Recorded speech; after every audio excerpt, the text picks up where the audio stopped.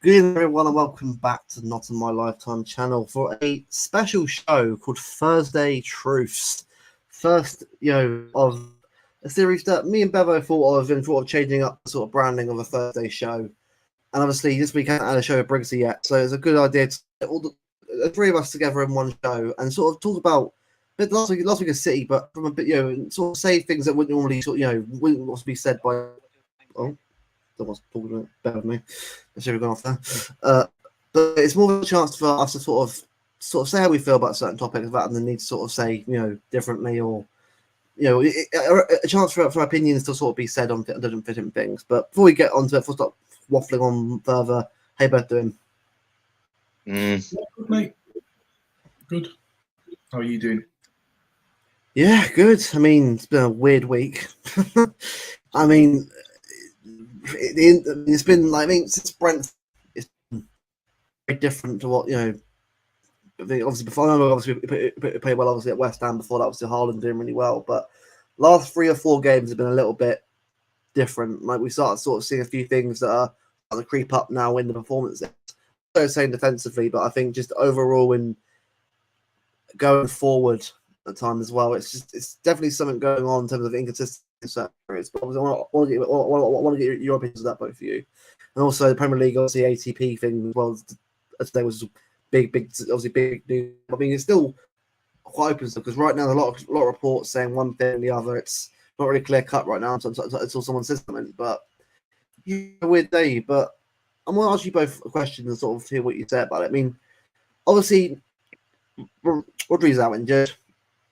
About it now. What was it? How long for? So I have no idea when it's back for. By the way, because there's still no actually confirmation at all from City yet. So I imagine tomorrow you get a confirmation. But how do you both feel going into the next few games? Obviously, about Rodri and where we are at the moment. How do you both feel?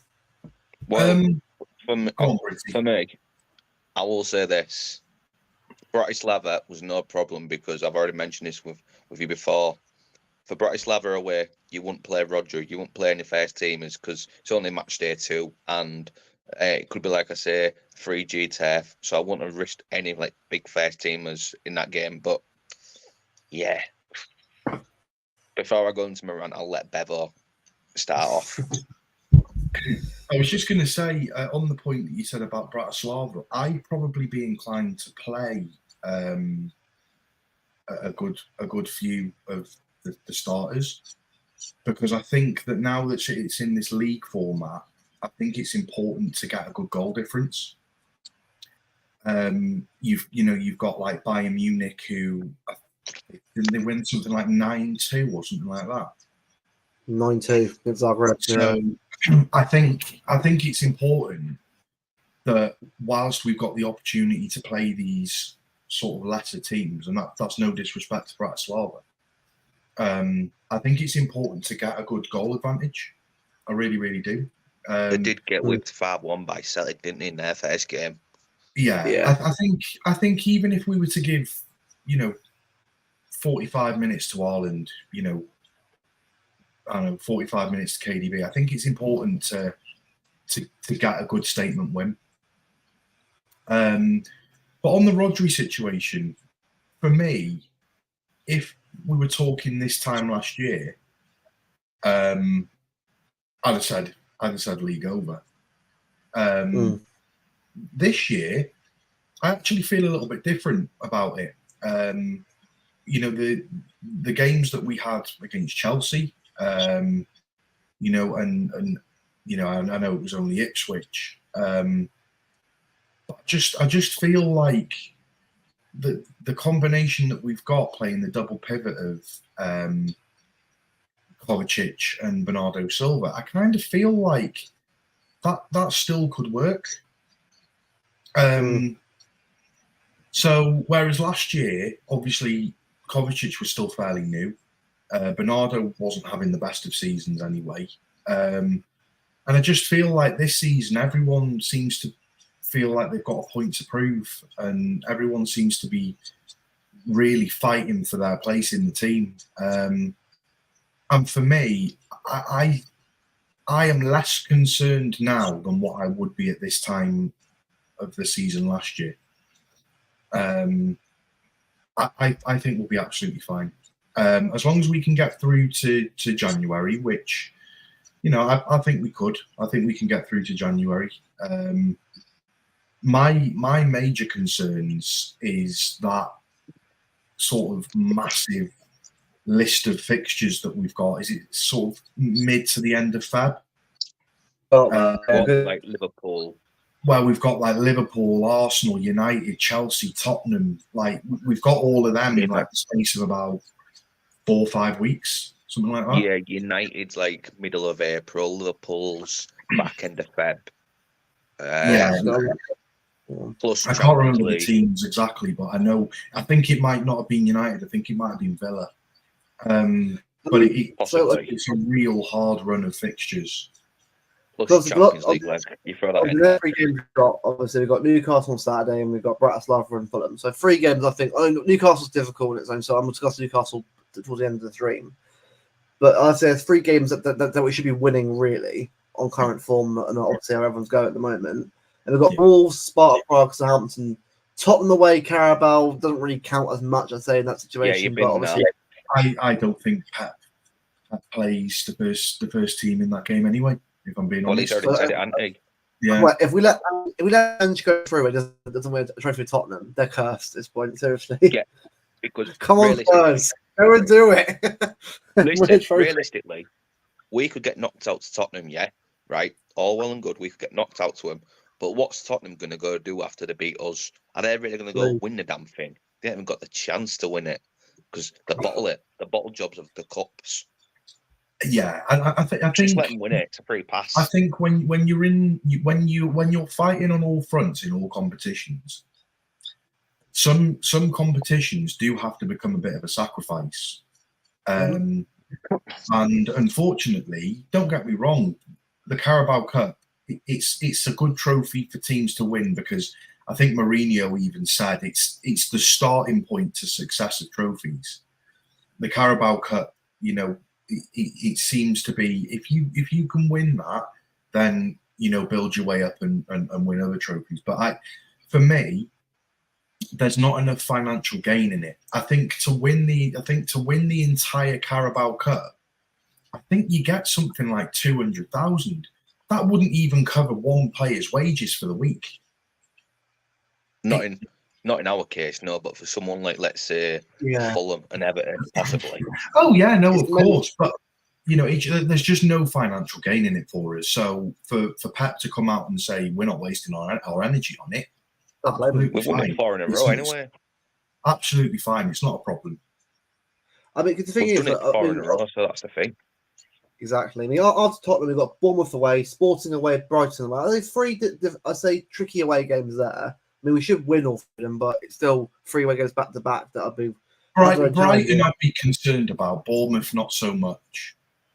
Sporting are decent. But Sporting looks right against Lille. Gyökeres look very good, so I have to be careful of him. But we should get over the line in those 3 games. Then after the third and final break, thank God for that. Tottenham at home, which we should win. I'm sorry, we should beat Tottenham at home. Final at home, final at team, but Leverkusen battle them 4-0. We should be beating them by similar scoreline. If they're being real there. Then December is when it gets a little bit tricky. We've got Anfield, 1st December. Well, right now, first. We will be there. Tough. Watching another draw. 1 draw. Diaz and Haaland. Honestly, we will be watching a draw or a loss. I'm saying it now. We ain't going to win at Anfield, so we're going to have to pick up them points elsewhere, like we always do. Then Forest at home, Palace away, Juventus away will actually be a key one. I mean, we should beat Juventus, but Vlahovic, Yildiz. So go on, just out of curiosity, how many games away from now is Liverpool at Anfield? Ooh. I'll let you know. I want to see. I want to see what my prediction was.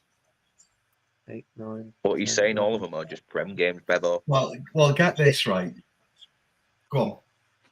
It's what? Right? Do you mean league games or every game? Yeah, just league games. Yeah. Yeah, Okay, league. 1, 2, 3. I'm gonna randomly say 8. I'm gonna say about 12. Bang on, 8. Oh, bang on 8.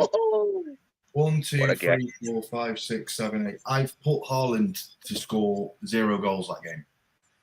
But, right, hear me out, yeah?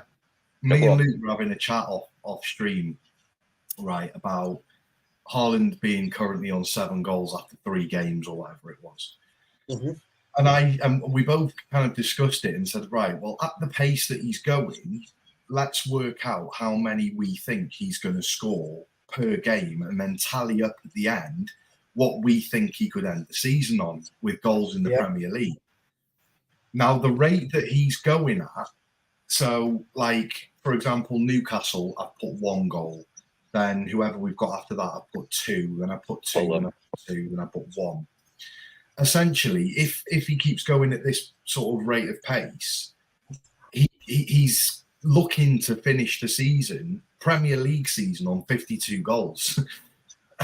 And I said to Luke at the weekend, because I actually put 0. I put 0 goals down for Arsenal, and he ended up scoring 1. And I said, "Oh, he's ahead of schedule." So, mate, the thing is, the way he's playing right now, and we'll go into that as well. The way he's playing right now. Remember last season, right? The amount of times that he went through on goal, and you always thought you always the back of your head thinking, "I'm going to score this."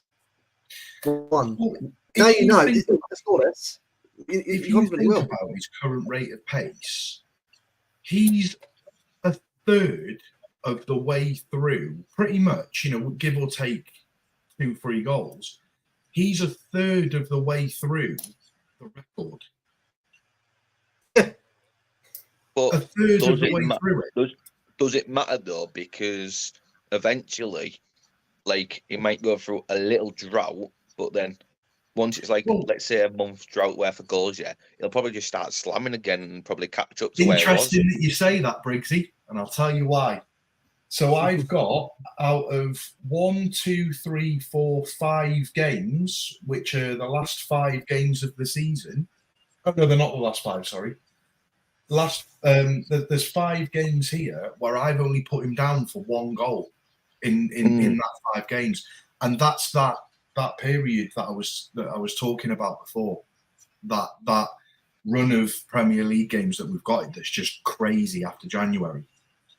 So yeah, you're right. There could be a time where he goes through, a lack of form or whatever. But I've accounted for that as well. But then after like that dry period, it might start slamming it again, score like 2 a match. Yeah. Just to pick up where he left off. He's to say he was scored 1 or 2 on Saturday. Honestly, Newcastle right now. We'll go to Newcastle in a bit. Big Ryan question. I think we'll see Conley as in a double pivot soon. I think we'll start seeing Pat experiment with the midfield even more now. Now with Rodri, we haven't got the start of every game now for. I'm not going to say how long it's going to be for because we have no idea ourselves right now anyway. So until the clubs tell us, or Jack Gordon says it, Martin Blackman says it, someone says it of actual relevance in the media to us, I'm going to carry on just assuming that it's a season ender until otherwise. But I think we're going to see a few changes throughout the season of midfield. I think Nunes to me did all right against Watford. It was great. He got a good goal.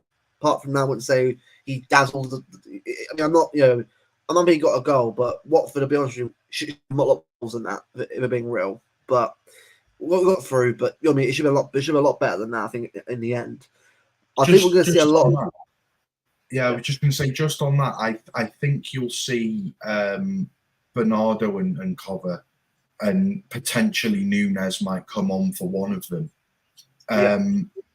But I feel like with Bernardo and Kovacic, you've almost got the perfect pairing, because you've got Kovacic for his defensive abilities and his ball carrying, but then you've also got Bernardo Silva for his work rate. Because I can tell you now, there is not a single player on that pitch, with the exception of maybe Bruno G, that outruns Bernardo Silva when he plays. So to have that combination in the middle where you've got a player in Kovacic who's very, very well experienced, good defensively, and is a great ball carrier, and he's also great in tight spaces. He's good at retaining ball retention in tight spaces. And then you've got the work rate of Bernardo covering that entire sort of midfield. I just think that is the perfect combination for when Rodri's missing. Yeah, I agree with that one. And to say, what do you call it? He wants to go back to Barcelona, or he wants to go back to Benfica every summer. Yeah, he must be homesick when he's obviously putting a lot of meters in every single match, every single season for us. He's waiting for it, like Bevo said, top notch. To say like he wants to move on every year. Fair play to him. I'm gonna say it now, right? I'm a bit sick and tired, right, of the way that not just that Royal fans ignore them, they're idiots. The people in our own fan base, not us three at all. The ones that have panicked that one player has got injured and that discounts every other player like De Bruyne, Haaland. Let's forget about them. Without Rodri, we'll lose every game. Why do people do this to themselves? Hang on. Funny thing you said that is because you remember last season when Rodri got red carded for like strangling, was it Gibbs White? Yeah. And then obviously we had that 3 or 4 game period where we didn't have Rodri, and then we just like lost every game, and everyone was saying, "Oh, Man City!" Like especially somebody from Nottingham himself, Man City's in crisis every single day video. Yeah, and then that's why everyone's saying it now. You've lost Rodri for the season, so your season's over. Everyone just thinks we're shit. Hang on, right? This season, right? Let's just flip this now. This season, have we won a game when Rodri's played? Nope. Drew. Well, Brentford at home, we won because he came on as sub, didn't he? Yeah. No, I don't count that. I didn't start. Exactly. So people need to remember this. Hold on, that's not the narrative. We had Lewis and Kovacic midfield, and we won the games. So I don't really see a correlation. Well, it was Kovacic and Bernardo, wasn't it? When we played Chelsea, it was Kovacic and Bernardo. Yeah, Kovacic. And Kovacic scored against his old club and then started to cheer and then realised who he scored against and then stopped, didn't he? But like, don't get me wrong. I'm not in any way suggesting that Rodri negatively impacts our team in any way. He's the best holding midfielder on the planet by far. But it's a hold you lose, but it's not the end of the world. Yeah. But what I would say is obviously the competition that he's played against has obviously been more difficult. We were winning without Rodri when we were playing the likes of Ipswich and, Brentford. And, when he's come into the team, we've played an incredibly defensive Inter Milan team and an Arsenal team that parked the bus for the best part of 45, 50 minutes. So in that respect, you can't say, we didn't win because Rodri was there. But I feel like people need to stop getting too reactive of this, because we've played Chelsea, who, let's face it, look at Chelsea now. They're going and spanking teams 4-5-0 some weeks. Jackson, Kunku, Palmer. Yeah, and they barely got a touch of the ball that game. So for me, I think Bernardo and Kovacic is more than sufficient to cover for Rodri. What I would say is we can't have it like that for the entire season, because we do need to go in January and buy somebody. Now, I don't know who that somebody is.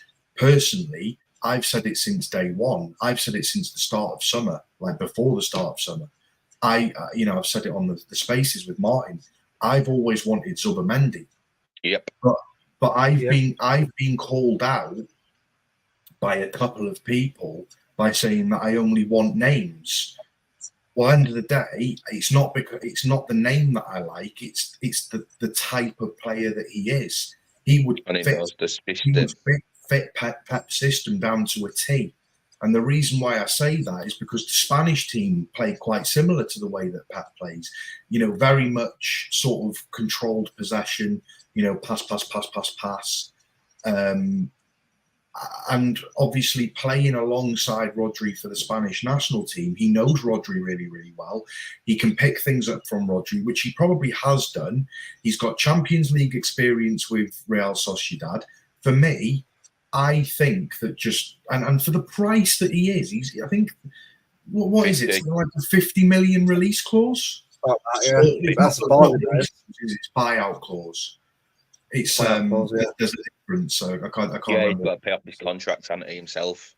Yeah, but 50 million in this day and age, that's an absolute steal. And rewind 10 years ago, 50 mil's a lot, but now, like you say, piece of piss. It's not. No. 50 million in this day and age is nothing. I'm not being funny. There's Adam Wharton, who's played one season in the Premier League, is currently being valued at like 70, 80 million. I'm taking Zubimendi for 30, 40 million. This is the thing. Hang on, lad. This is the thing, because he's an English player, plays in the Premier League, and because of Southgate, even though he didn't play at all in the Euros, did he? He's got that English level English tax on him now. So because of Southgate, he's going to probably cost how much? 70, 80? I've heard they won't Palace move might go cheeky and say, Palace might say, you're a Premier League rival and you're the champions, you've got the money, we might want 100. Yeah, well, yeah. The contesters. And the other thing to note as well, don't forget, there is, I believe anyway, there is something which clubs like to use, which is called city tax. I felt like there's been signings in the past that we've tried to make. And ultimately, I think the biggest one was when we tried to sign Koulibaly from Napoli. Somebody went in to go put an offer in for him. And it was, I think the offer was, say, around sort of 55 million or something like that. We said, we'll do 55 million. And they were like, we're not going to accept anything less than 80 million. And it's like, you are. Because he hates City. That guy hates City so much that I don't understand what is his hatred of us. But was it Jorginho a couple of years ago? It was Koulibaly. I was like, at one point, I wanted but we're not getting him. Was an athlete. Basically, when there was talk of us signing him, I was like, you can count your lucky stars there. We are not going to do business with Napoli ever again. Not until anybody goes. Not until anybody goes. Do you two really want Adam Wharton after a handful of matches? And this season, LB brought it up on his stream the other day. He's the most dribbled pass player of this season. So he's not starting great, has he? No, I don't. I've said it for a while. I want Zubimendi. There isn't anyone else that I really want. Give him some years to develop at a lower league club like Palace, and then obviously make the step up to let's say a Tottenham or a Villa, and then come up to City. Yeah, and then when he goes to a Tottenham, that's when you can turn around and say, okay, I value you at about 80 million. But for the here and now, I'm not being funny. You come from Blackburn or something, but I think in January. But I think, to be honest, I think Palace overspent because I think they bought him for 40 million or 30 million or something. It was something crazy. They're charging us 60 mil for player that's played 10 games for him, and obviously this season started up crap. Blackburn. I don't get it because, like you said, Zubimendi 50 mil buyout clause, or you could even get Fabian Ruiz or anyone else. Oh, sorry, 22 million it was. But I mean, still for an 18-year-old, 22 million that's playing in the Championship, still quite a lot of money. But that's what I'm saying. You could get a Fabian Ruiz, you could get Zubimendi, throw any more names out, anyone, and it's they're high quality, they're proven in top leagues.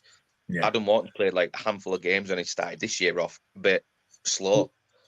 We need proven quality. I think we're at the point now where don't get me wrong, I like getting younger players like Echevarri, players obviously who are promising kids that get better and better as they go older. We got to start looking more at the proven players. Like Savio, I know isn't in the same category, but with Savio, he had a great season in Spain for Girona. Actually proved himself at a high level there. So he coming in for us, I think will be a better for him than it was for someone else.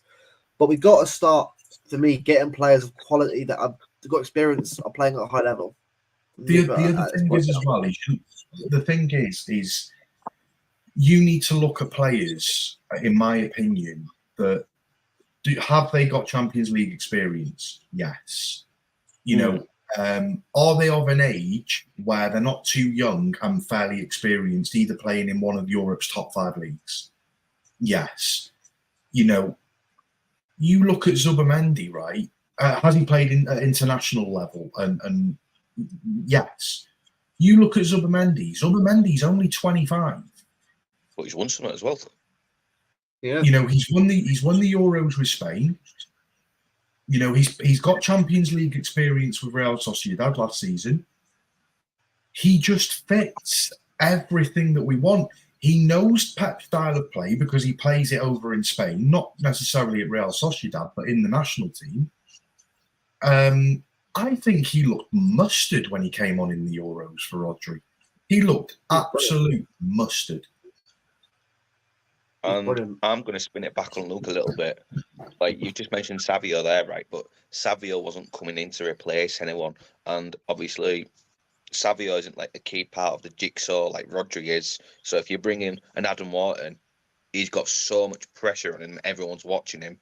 And especially when he had a shaky start, even if that doesn't improve like 3 months down the line when the transfer window's open, you're better off just getting the Zubamendi that you know is has got proven quality across Europe and at international level. The other thing about it is as well, he's of an age, you know, 25. He's got plenty of experience, but he's still got 10 years in him. That's what I mean. You know, if Adam Wharton comes in now, it's no guarantee that he's going to be slotting straight in. It'll take him a couple of years. So you're essentially paying £50 million for somebody that has Champions League experience, has played in the top European leagues. You know, he's got international experience at the highest level with Spain. He's 25, so he's still fairly young, and you're going to get your money's worth out of him. You know, you're going to get at least 8 years out of him as it stands. You're absolutely right. It would be even funnier. But I just feel like everything about that signing makes perfect sense. And what makes it more perfect sense is we are Release Clause FC. I've got a better one for you, Bevo. I'm going to top that. So, what happens, right?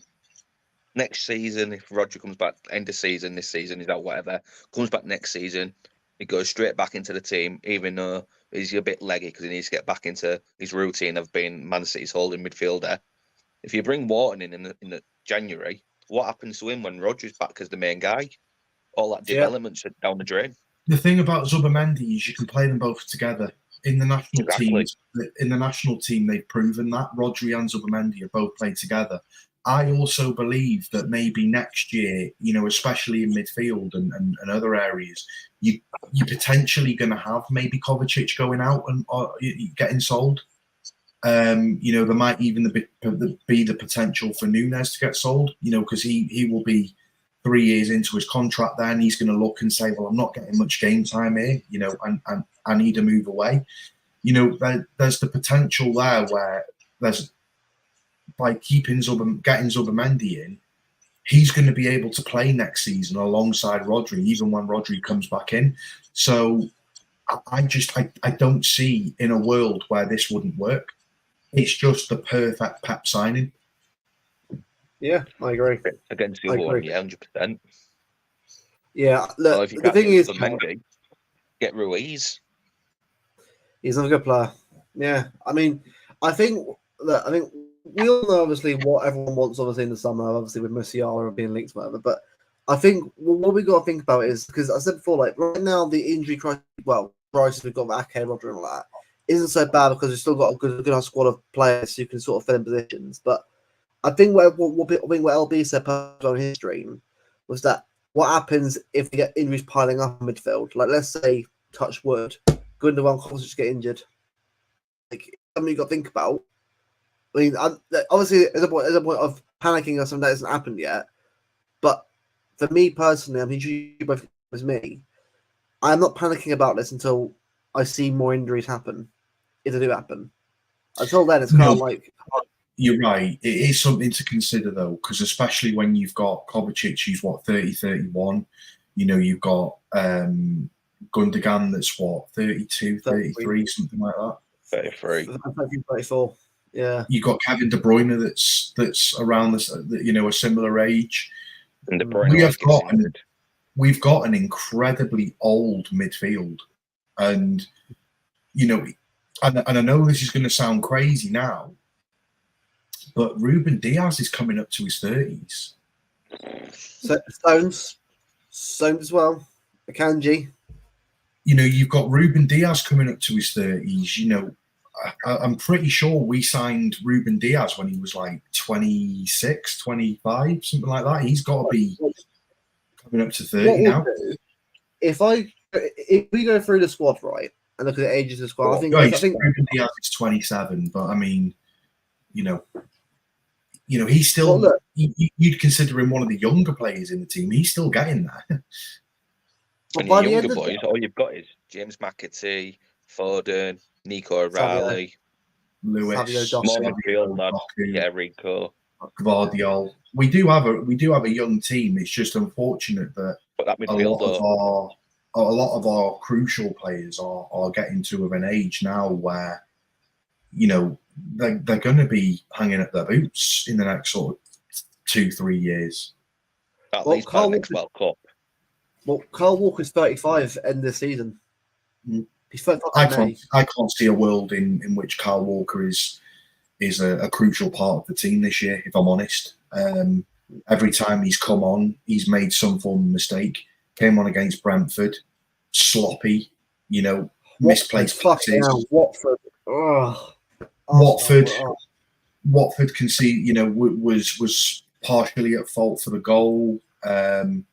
For me, I think if you're just relying on Walker for, if your reasons for wanting to keep Walker are, when we play Real Madrid, he's got the pace to keep up with, the likes of Vinny Jr. You're basically, but what I'm saying is you're basically counting on keeping a player for 200 plus grand a week for the sake of potentially 1, maybe 2 games a season if you're lucky. Why are you keeping 200 grand's worth of players sitting on the bench for 2 games a year? Just get rid. Your Vinny Juniors and your Mbappes are only getting faster and faster because they're getting more to the prime.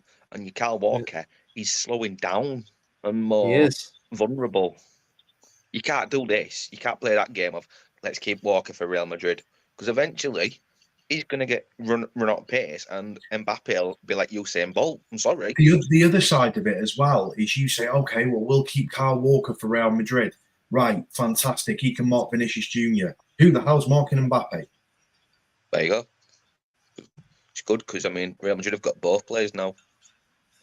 Yeah, and that's the thing, by the way, because the thing is, people ask, oh, well, who'd you get in to replace Kyle Walker? Well, I said, well, the thing is, people just don't want to bloody just...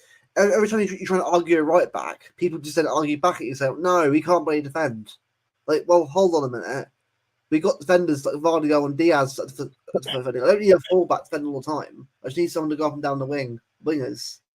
That's why I've said Frimpong, because people think, oh, but he can't defend though. But really? He can't defend? Are you sure about that? I watched Leverkusen enough times. He's been good defending for them. Because he's under a manager who's similar to... I'm not saying he's similar as Pep, by the way, but Xabi Alonso's football very similar to how Pep's football. But Xabi actually goes a lot more into defending in his style of play. So I think people need to stop panicking over certain things, right? I think for me, I said before, I'm not saying he is the answer, but Frimpong is still someone I'm thinking, well, as soon as Cole Walker leaves, number 2 show's going to win. Or Rico. Well, Rico depends on whether he's going to at 82 or not. But I think I give Rico that 2 show if he wants it or not, me personally, because I think he's earned it, really, if we're being real here. But if he wasn't to get it, I give it to someone like Frimpong. But I think next summer, we've got to see some changes in this team because a lot of these players are getting older, as Bevo just said, and obviously we will know. I'm not saying it has to be a whole clear out, but we've got to start a changing of the guard in some areas because we can't keep like these some players on for like mid late 30s. I just can't see in a world that you would drop Rico Lewis. He's been phenomenal. Q. That's I agree. I'm not saying to drop him. I said that, didn't I, Bevo and Luke? He only drops himself. Max. Why? You only drop him against Watford. Answer me this, right? Why did Pep not play Rico as Arsenal? Yep. Why? Yep. Why did Walker play? Do you know what, right? I would like to see Rico against Martinelli. I think right because Rico actually isn't slow at all. He's actually quite quick for someone. He is. He is. And if I'm being honest, Martinelli, he's not on the levels of, Vinicius Jr. and Mbappe and this kind of level of pace. Rico's a smart lad. He's smart enough to know, okay, he's a little bit faster on me. I'll drop 2-3 yards. Yeah. And don't forget as well, Rico Lewis, let's not get this twisted. Kyle Walker has been the best right back that the Premier League has ever seen. And I will forever hold that, that is true. Nobody can tell me otherwise. Yeah. But there comes a point where everybody starts to have their decline. Yeah, I'm not saying, Walker's always been shit, this, that. Walker is the best right back the Premier League has ever seen. But right now, he ain't cutting it. He's not good enough. He hasn't been good enough for probably the last 3 years now. The year that we won the treble, he was a bit part player. That was his last season, I'd say. His last good season he had. Yeah, that was the last good season. But he didn't even start the Champions League final. The Kanji, Stones, Vardio, and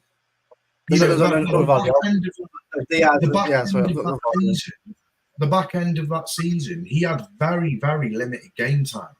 So he got that on his arm. Yeah, that's why he's got more minutes.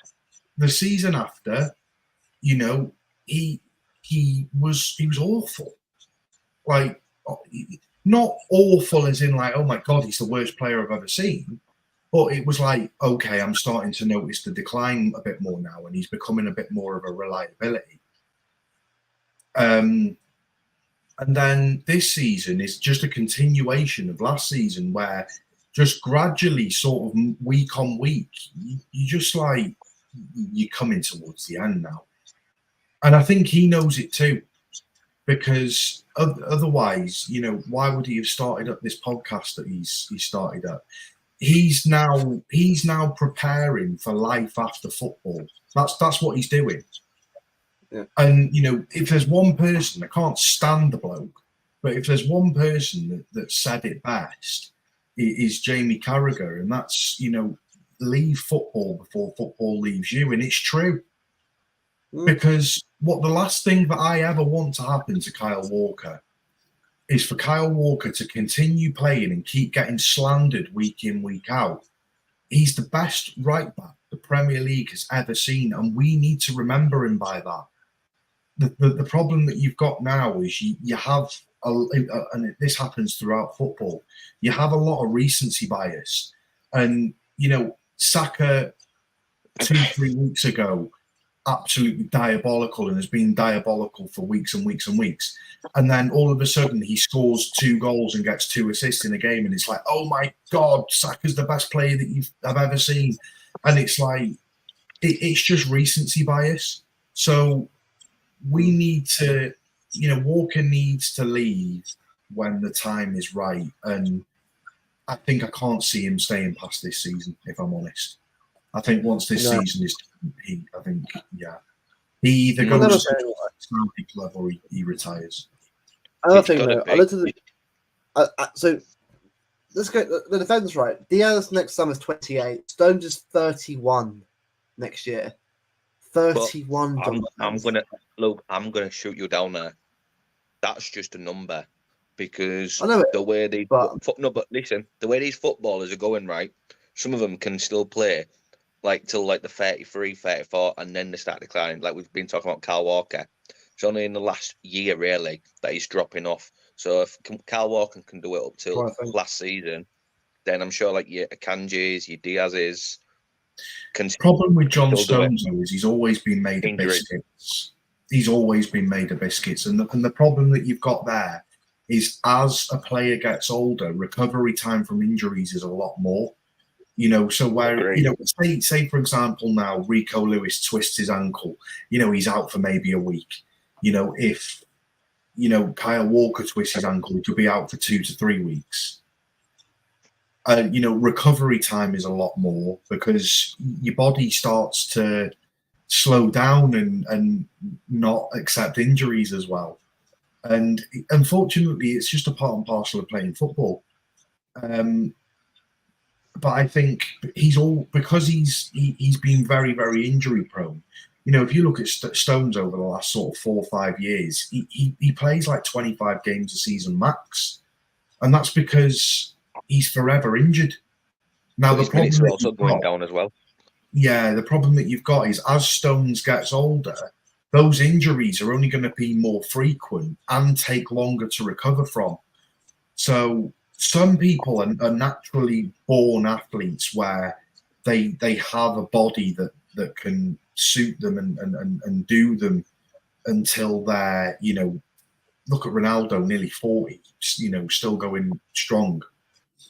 But then you've got the likes of, maybe John Stones, who's had, been sort of riddled with injuries throughout his career. And it's just unfortunate. I can't see the likes of maybe Stones playing until they're sort of 34, 35, 36. Maybe 34, but I think 34 is probably the limit for him. But again, it all depends how his body copes with it. Yeah. That's the thing. Go on, Luke. Yeah, I do think this team's going to change quite a lot though in the next couple of years. I think most of the spine will still be there, but I think there's going to be a lot of positions like Walker, maybe some defenders, and that it's going to change a little bit. I think Vardiol and Diaz will be the long term puncher at the back. I think in the long term, I think that's what I was saying about Diaz. Because do you see Diaz like getting injured regularly? Do you see Diaz dropping off? I don't think Diaz will drop off until he's like Walker's age at least. Whereas like John Stones, he's only dropping off because of his injuries. These players can do it till like the 33, 34 before the decline kicks in. Yeah, and I think next summer, I think you'll start seeing a change in the fullbacks department. I think we'll start looking at maybe getting fullbacks in because I think for me, right, I mean, people can say whatever they say, I said before anyway. I think Frimpong will be here next summer. I think he'll be here in City next summer. I think the left back is a whole different point. Let's be honest, the last time we actually had a left back playing left back was Mendy. And yeah, that's not that too much, but that's the last time we had a left back at the club. Zinchenko was a left back. Before Mendy, it was Kolarov. Nishi. It's been like not for a decade. Not for a decade. That a proper fullback long term. So I think we've got to start looking at fullbacks in the long run. I'm not saying Ake can't play. In the long run, we need someone to come in and be the left back somewhere. The reality is, I think, to do the grown-up thing and say it politely, it's time to say it in January. You've been a good servant for all these years for the club, but now, we're noticing that you're falling off a bit. You're falling off a cliff, and it's maybe time for you to retire or drop down a level, go to Sheffield United, see your career off because it's not working for you, Kyle Walker. So thanks for your efforts, but it's time to part ways and just literally move on or retire. City, I said sort of maybe at the start of the transfer window when I noticed that we weren't doing much business, I said then, we're holding out for next summer here. I can see this. We're holding out for next summer because there's no point going and buying players this summer when next summer you need to probably find a KDB replacement. You need to find a Walker replacement, potentially even Bernardo Silva replacement. You know, there's also a John Stones who will probably start getting phased out at that point. You know, there'll be a replacement for him. You've got Gundogan that again will only have a season left, you know, on his contract. You know, that Kovacic as well. You know, that's 6 players that I've just named right there. There's a reason why since we won the treble, we haven't gone out and bought hardly anybody. Yeah, we bought Gvardiol, you know, Kovacic, Doku and Nunes the season after we won the treble. Doku was fairly cheap by all accounts. Kovacic was 25 million quid. Bargain. You know, Gvardiol was always going to be an expensive signing, but he was brought in as a long-term player. Like so, 10 years. Something kind of like yeah. So you next season, I can see us spending in the region of about 300 to 400 million, or all in all, with transfer fees, with wages, with agent fees, it'll be about 400 million all in all. I agree. And the reason why I say that is with inflation as well. You look at Musiala. Musiala next season is probably going to be about a 200 million pound player all in, like with his salary for the entire year or whatever over the length of his contract. You know, say he's got a salary of like 40 million or whatever over the 3-year deal that he signed or whatever it may be. You know, then you've got agent fees. Agents might take, say, 10 million, and then you've got, say, 150 million to sign him or whatever it may be. I think all in all, you're probably getting close with Musiala or Wirtz or whoever it may be. It's going to be a 200 million pound all-in signing, and then you've got essentially 200 million to basically find yourself another midfielder to replace Kovacic or Gundogan. You've then got potentially another centre back that you need to look at. You've got a right back that you need to look at. You know, and if you've got Frimpong, I think Frimpong's current valuation is something like you can pay his release clause now. I think it's like 40 million euro or something mad. From what I've heard, he wants to come to City. There was. I know a bit that but other teams are not interested in him. From what I've been hearing with Frimpong, he's prepared to wait for next summer. I think he kind of like, I know Alonso's a big reason for him doing so well, but if City ever come in from and say, well, we're back up, he's taking a heartbeat because he's a City. Do you know what I'd say about that is? The only thing, I'm not going to take that really because obviously a lot could happen through the season. He could decide to stay at Leverkusen. What if Real Madrid come knocking at your door, Bayern Munich? Anyone could come knocking at your door. Or like Xabi Alonso says, let's say I'm moving to Liverpool even if Slot fails in a couple of years and I want to take Liverpool with me. There's all these options where Can I just chuck another idea in? Can I just chuck another idea in? Go on. So typically, right, whenever we've gone through any transitional period at City, we've never really gone through a transitional period. Like you look at when Fernandinho left, Rodri was already at the club for a couple of years before Fernandinho left. So there wasn't really that transitional period of DM to a new DM. You know, when we got rid of David Silva, you know, there wasn't really a transitional period because you had like Foden that could come in and fill in that position, and you know, along with sort of other players. Probably the same for Vincent Kompany in many ways. We didn't really sign a direct Vincent Kompany replacement until years later. And that cost us the season. That did.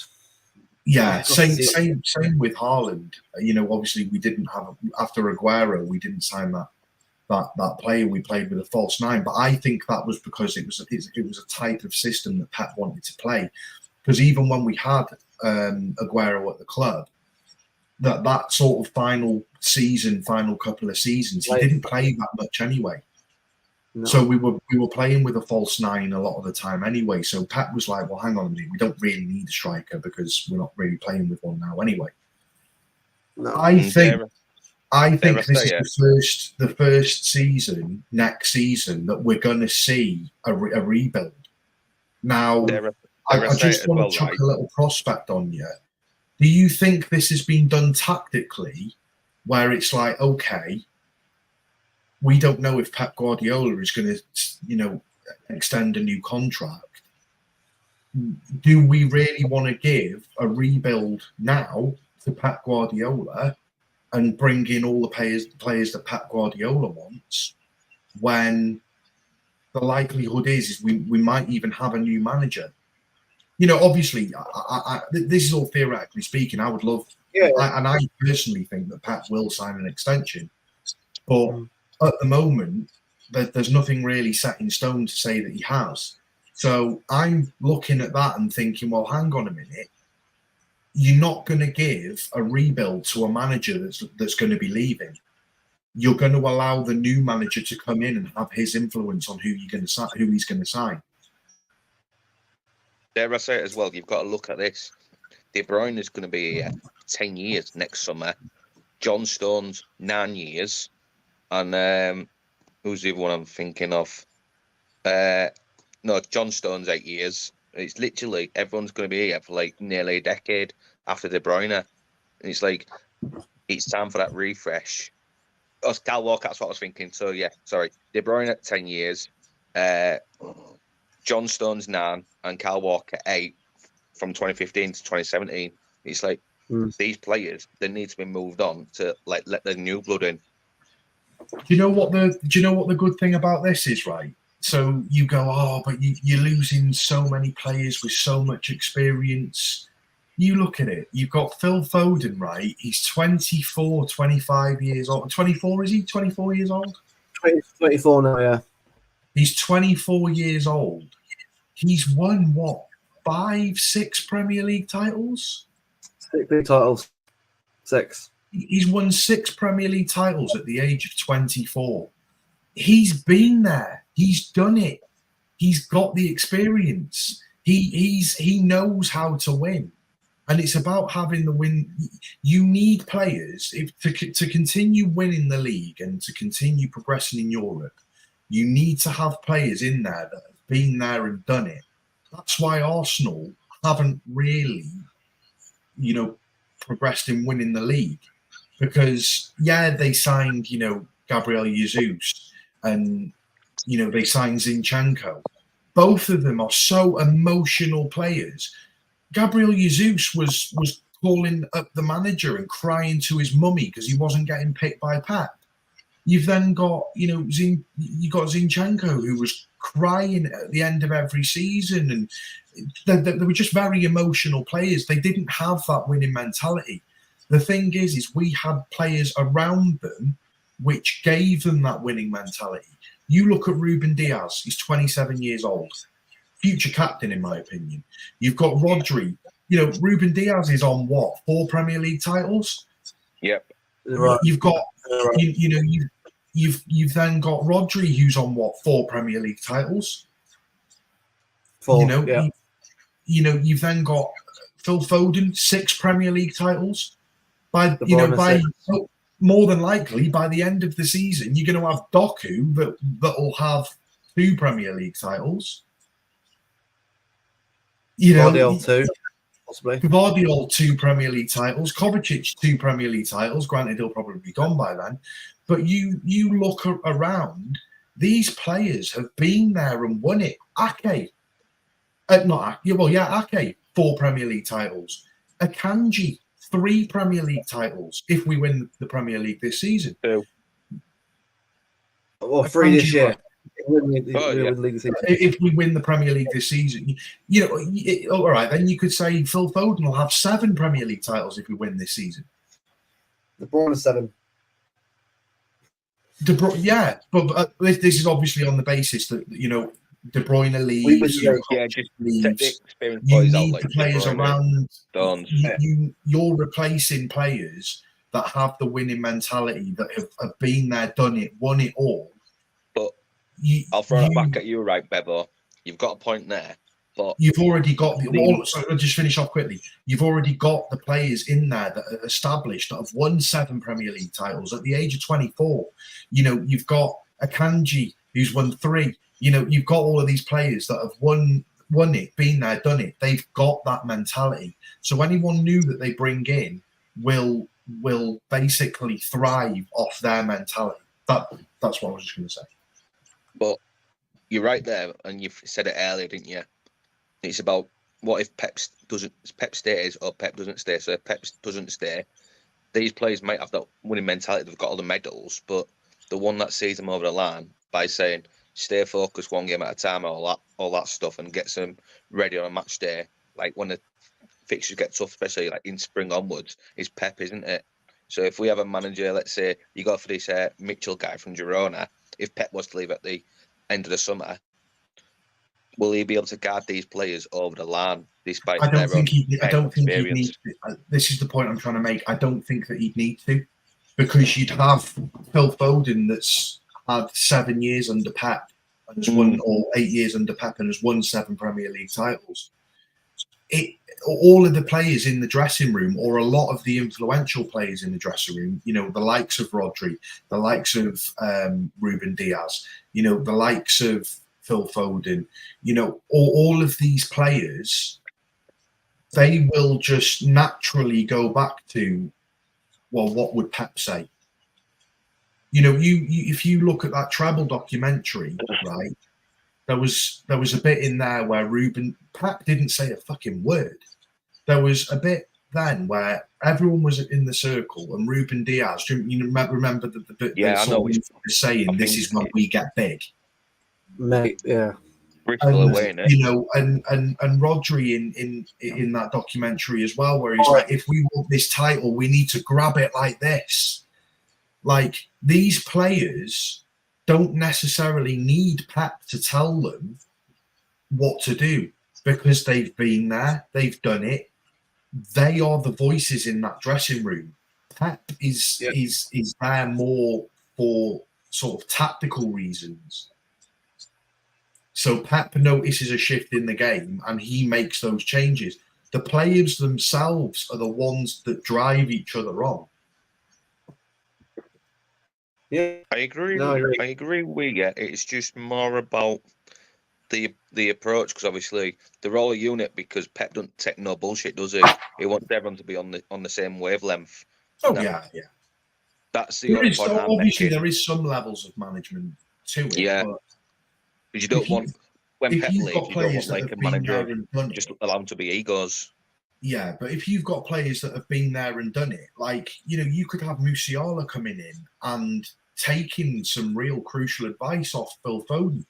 And he has every right to do that, because it's like Phil Foden sitting there at the age of 24 going, yeah, I've got 7 Premier League titles, mate.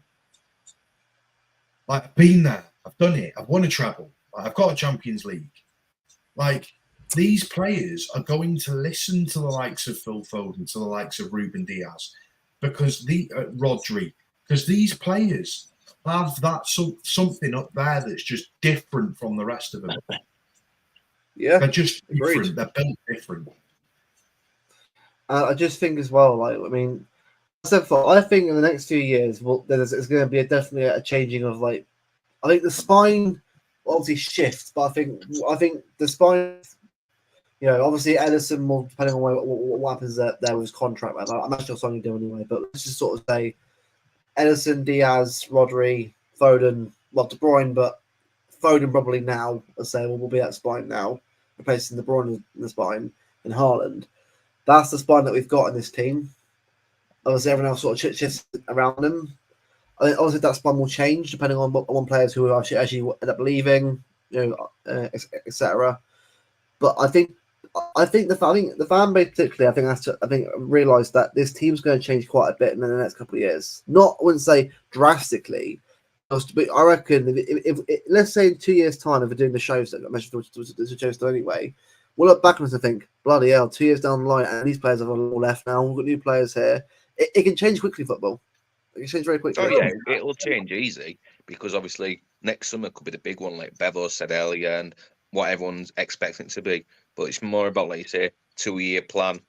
De Bruyne won't be here. Your John Stones won't be here, surely, and even Kyle Walker's. It'll be like time for the new generation. Like if it is Frimpong, if it is Musiala, or even Zubimendi comes in to take over Rodri in the long term as well. It's the new blood that are going to lead the line for us. It's the other thing, Rico Lewis. If we win the Premier League this season, Rico Lewis, he's got what, 19? He'll have 3 Premier League titles. He scored his debut, Champions League 17 with Sevilla. It's just like when you actually sit there and deep it, right? It's mad. I think the player with the most Premier League titles is Ryan Giggs, right? 13. 13 Premier League titles, right? Phil Foden is halfway there, and he's 24 years old. Oh, wow. And bearing in mind, Ryan Giggs played till he was nearly 40. Yeah. Giggs was what? Wasn't Giggs a player that started out, didn't he?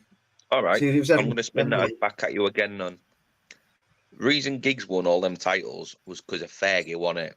So if we say let's say Pep signs a 2-year deal or a rolling contract even, how long will Pep stay? And then let's say, as you would say with Kyle Walker, farming trophies. How long will Foden farm them trophies to catch up to Giggs? Will it happen? Well, I can see Phil Foden hitting Giggs' target in the next 10, 12 years. 2024 now, 25 season. You got a factor. I think at some point we will lose a league title to someone. That's what I'm saying. I mean, as it stands, the rate that he's going, if we win every year, he'd do it in 7 years. That's why I've said 12 years. Because 12 years allows us 5 years where we don't win. Because we are going to have a drop off when Pep leaves, and we won't be like winning Premier Leagues every single season. No. And it's up to Arsenal and Liverpool to bridge that gap, but they won't. No. Well, Liverpool, they can do it if the ownership's. For me, right, Liverpool have the right manager, I think, and the right mentality of the players are going in. But if they're the ownership in the transfer window, no. That's what I'm saying. If they're the ownership that we had to the mentality, Liverpool would have bought a lot more players in the summer. Because I said they have a good team. Liverpool, they have a good team. It's a Klopp team, yes, but he's giving Gravenberch a new lease of life. He's giving McAllister even more obviously to do in the midfield.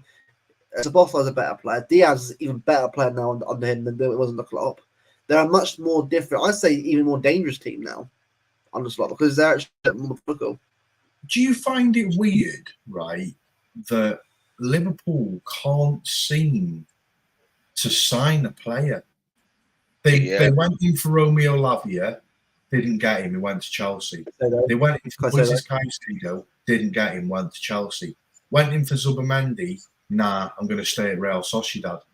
But there seems to me like that there's a more of a problem there than what we're told. I don't think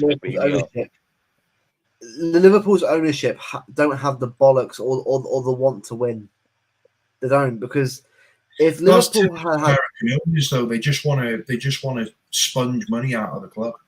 You see, the thing is as well, you look at this, right? Do you know, like, we've got this aging midfield, like with De Bruyne, yeah? Liverpool's midfield was aging before it needed a refresh in Klopp's last season. Yeah. The board could have done that years ago. At least we've got James McAtee, Nico O'Reilly, Foden to back Kevin De Bruyne and anyone else that's leaving the club in the next couple of years come through. What did Liverpool have? I just think for me as well, like it's why, yeah, it's like here. Some owners are happy with top four. Facts, they are. Like, I say it right now, right? If Chelsea had a much better ownership or had Abramovich, Chelsea would be right up there with us right now.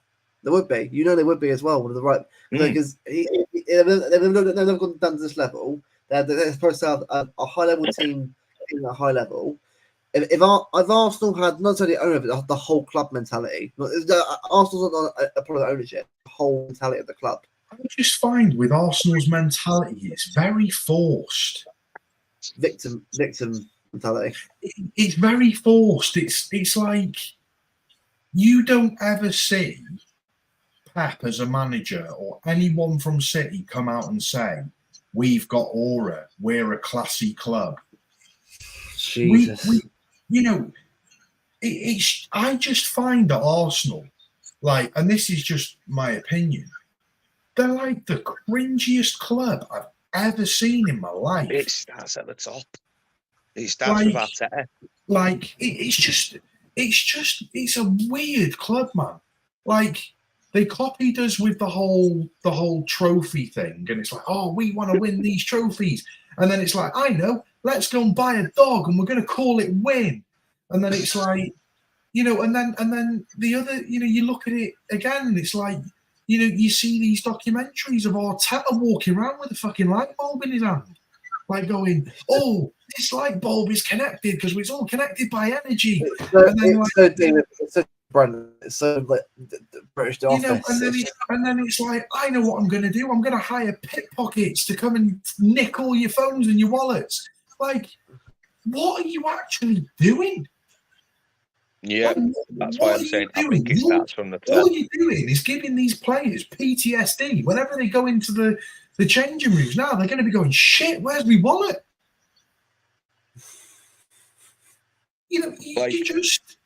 It's just a weird mentality. And it seems like very forced. In the whole 7 years or 8 years, 9 years, isn't it? In the whole 9 years that Pep's been at the club, he's never once done anything like that. Not once.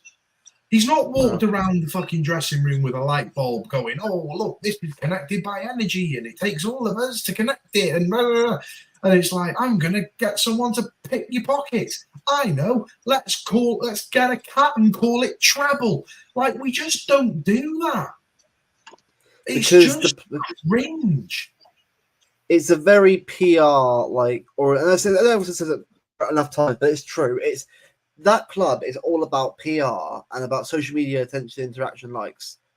It's funny, right? Because City have the worst PR possible in the league with fans and all that. Like, honestly, it's like polar opposites at times. You know what it starts from? AFTV. And do you know what? Yeah, no, you're right. And do you know what it is as well, right? Like, even the fans have, over the last few years, have tried to force relevance. Like, oh, City are rattled. Like, how on earth are we rattled? We've done 4 in a row. We've done a treble. We've done a Centurion season. We've done a domestic quad. We've been in the FA Cup final the last 2 years. At what point are we rattled? We are not faced by you lot in the They are jealous. They are jealous, lad. Because I'm sorry, right? Go on. Yeah. If you're having to depart but look, don't be wrong, right? I think they fucked up when Trossard got sent off. That's their own fault because they literally fell apart. But if you have to defend the way you do against us because you're scared of coming out against us, then I'm sorry. How can you be seen as the best team in the league? I'm sorry. How can you be? Because no team who thinks they're champions, like Liverpool, wouldn't do that. Liverpool wouldn't do that at all in the past. But the other side of it as well, if Liverpool did do that, they've got European heritage there to say, do you know what? We can stand with them because we've got 5 Champions League trophies. Like, if Liverpool wanted to start getting mouthy and be like, you're irrelevant in the Champions League to us. Fair comment, I suppose. Like, do you know what I mean? Like, fair enough.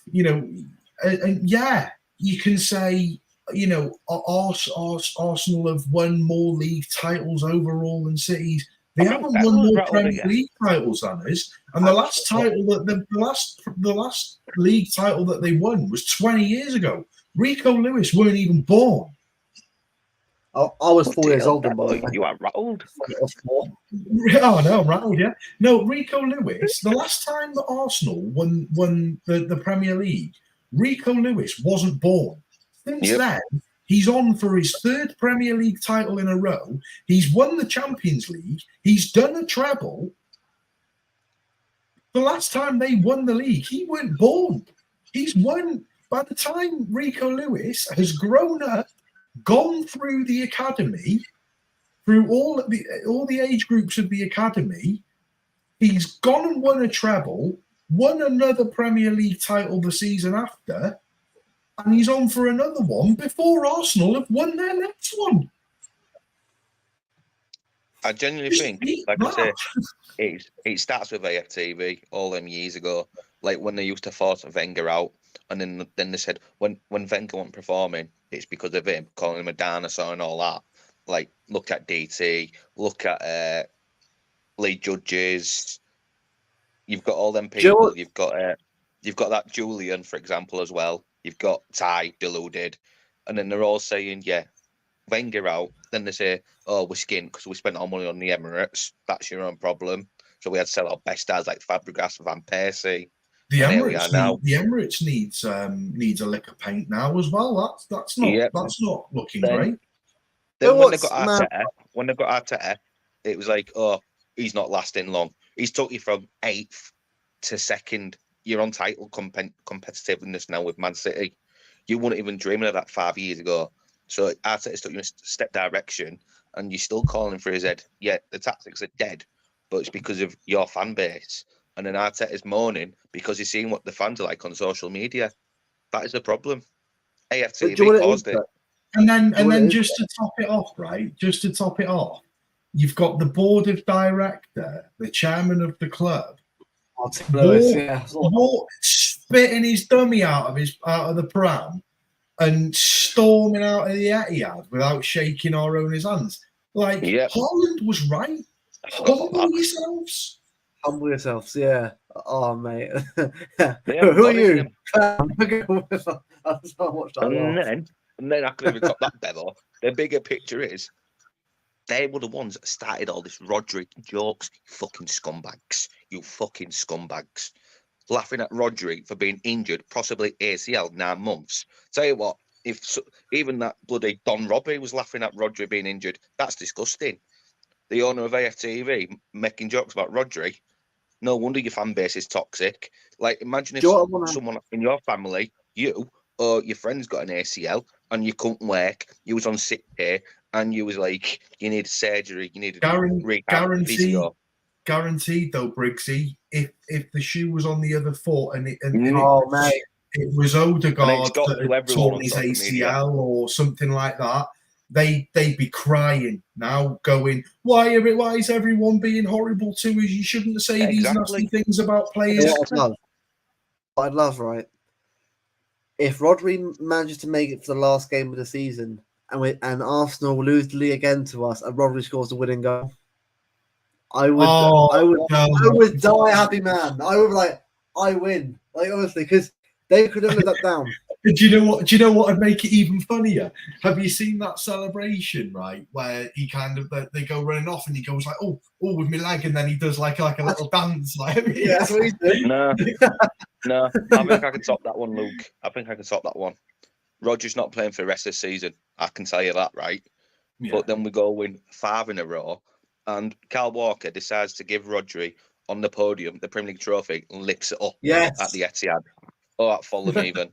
The thing is, what would make it even funnier is last season, we didn't win the league because we didn't have a fit Saliba, or was that the season before? We didn't win the league because Saliba wasn't fit.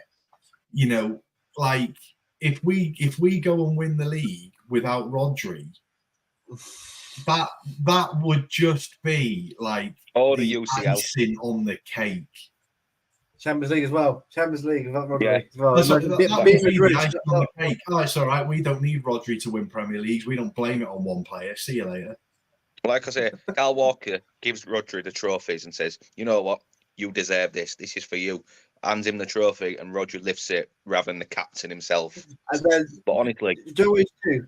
Open up a Twitter account or Instagram account and put is it mentality at Arsenal and just absolutely rattle the Arsenal fans. Honestly, because they're the most insecure fan base. Honestly, Liverpool fans are nowhere near this bad. Nowhere near this level. No, but Arsenal created this new level as well. Is even if they were, there was levels of respect there to a point. Yeah, I did. There was things that they did which I didn't agree with. Smashing up the bus. Time. I don't agree with that. I don't agree. I don't condone any kind of sort of levels of violence like that. It's just there's no need for it. But the thing is, like, even if they did used to give us a bit of slack or whatever, like there was some level of respect there where it was like, like you took us right down to the wire, like the final day, and they had the European heritage and things to back it up. If they're stood there at Anfield singing, Champions of Europe, you'll never sing that and all that stuff. Like, obviously that's them having a bit of a joke, but it's like, well, we can't argue with that because they've won 5 European titles and we, at the time, we hadn't got any. So, like, there was that kind of like levels of respect where it's like, yeah, fair enough, like you do have heritage, but when the fans from Arsenal are trying to force a debate, and it's like, like this, this all started off where it was like, oh, Saka's better than Foden, and then it turned to Thomas Partey's better than Rodri, and then it turned to Rice is better than Rodri, and it's like they're always trying to push some kind of debate on something to make themselves relevant. Arsenal, in my opinion, are the most irrelevant top 4 club in the league by some distance. They had their time, didn't they? United Arsenal. They're forcing relevance on themselves. Do you know what? That rivalry's gone. I'll say this now, right? Do you know what they should have done this season, Arsenal fans? They should have said, do you know what? Enough. Instead of chatting rubbish, let's get behind the team. Everyone together in that fan base. But they don't, because they're all fighting with each other. Honestly, they're all arguing on social media. I know, I'm making a point quickly. I'm just saying, I know that's not going to happen, but I'm just saying, if they just got together, hypothetically, and got behind the team, they didn't care at all about what everyone was saying about them. Against City, all right, they drew the game. But it's like, fair enough, got a draw in the end. Play well against them, almost beat them at the Etihad. They've been right behind them, and those players would have been focused as well. If they're a focused team, not worried about how we're feeling, guarantee Arsenal will win the league this year. But they won't, because I've already seen enough as it is. They think they're rattled. And that's what they're going to try and use as motivation. You should be thinking about yourself. You can't even beat Atalanta away. You can barely win certain games. Like, you beat Bolton 5-1. Well done. Bolton won in League One. Congratulations for winning 5-1 against them. But you need to not worry about other teams and focus on yourselves. Because when you do that, trust me, it's how we were as well. We got locked into the team and we won stuff because everyone's not giving a shit about what else saying. And we won stuff because everyone's focused on the task at hand. If Arsenal fans did that, trust me, they actually will want something now. But they won't, because they won't get anything. That's the thing, right? They won't even give Mikel Arteta the chance. As much as he's an arrogant prick now, Arteta, he's took them from 8th place to 2nd. Would they rather be floating around 8th to 10th, like where Chelsea are now, or would they rather be on the top of the league fighting against Man City for that Premier League trophy? I know where I'd rather be. There was all calling I'm for sorry, Arteta. the last time Arteta won anything wasn't even with his squad, it was Unai Emery's. So they've spent the best part of 600 million quid and they've won nothing. Nothing. But it's better than being 8 to 10 realistically. They need to win the Carabao Cup. Put it this way, right? Put it this way, yeah? There is no difference in Arsenal finishing second, third, or fourth. No difference. Nope. Nobody remembers somebody finishing second place. Let's just put this into perspective now. How much of a crap manager is Erik ten Hag? Yeah, terrible. Go on. 20. Yeah, awful. Yeah. Arteta has been at Arsenal for 6 seasons. 2019. 2019. So what? 5 seasons? Yeah. 5 years? Yeah. About 5-6 years, yeah. Right. Yeah, 2019. Erik ten Hag has been at United for 3 years and has won more trophies than Arteta has in 5. But you're trying to tell me that Arteta's a better manager than Ten Hag? Nowhere fucking near it, mate. Start winning trophies and we'll have a conversation. Start winning trophies and we'll have a conversation. It's what I said, mate. They need to win this Carabao Cup. Instead of, I'll tell you why that will help them out. Because one, they've got bigger fish to fry and all that, haven't they? Do you know what I mean? I forgot about that. I'm just saying, not Robbie and his arrogance. The Arsenal team need to win a trophy because if they do, they might actually be a bit more humble. So, you know what? We've won stuff now. Yeah, it'll get into their brains. Exactly, but until then, they win nothing because Mourinho said it best. The gateway to trophies is starting off at the Carabao Cup. Or I think when he said it, I think it was like look what happened to Pep with our team. Exactly. Here we are. Exactly. Jose Mourinho always said that the start of anything kind of successful, the first thing that you should kind of focus on is the Carabao Cup. Because if you can get a cup under your belt, you start then getting that mentality for wanting more. And the reason why is because the Carabao Cup, it pretty much finishes in January? Mid-Feb. Mid-late Feb. January, February, yeah. But you're only in the round of 16 then. But that's the thing. You're only in the round of 16 in the Champions League at that point. So if you win the Carabao and you've Cup, got that taste for success. Yeah. I've won a trophy now. I want more. You could build that on the Champions League by saying, we've won the League Cup. Let's go kick on, win the Champions League or the Premier League. But it is the gateway to success. It is. The thing is, our players, like we all know, us three, our players don't use social media. They're not involved heavily.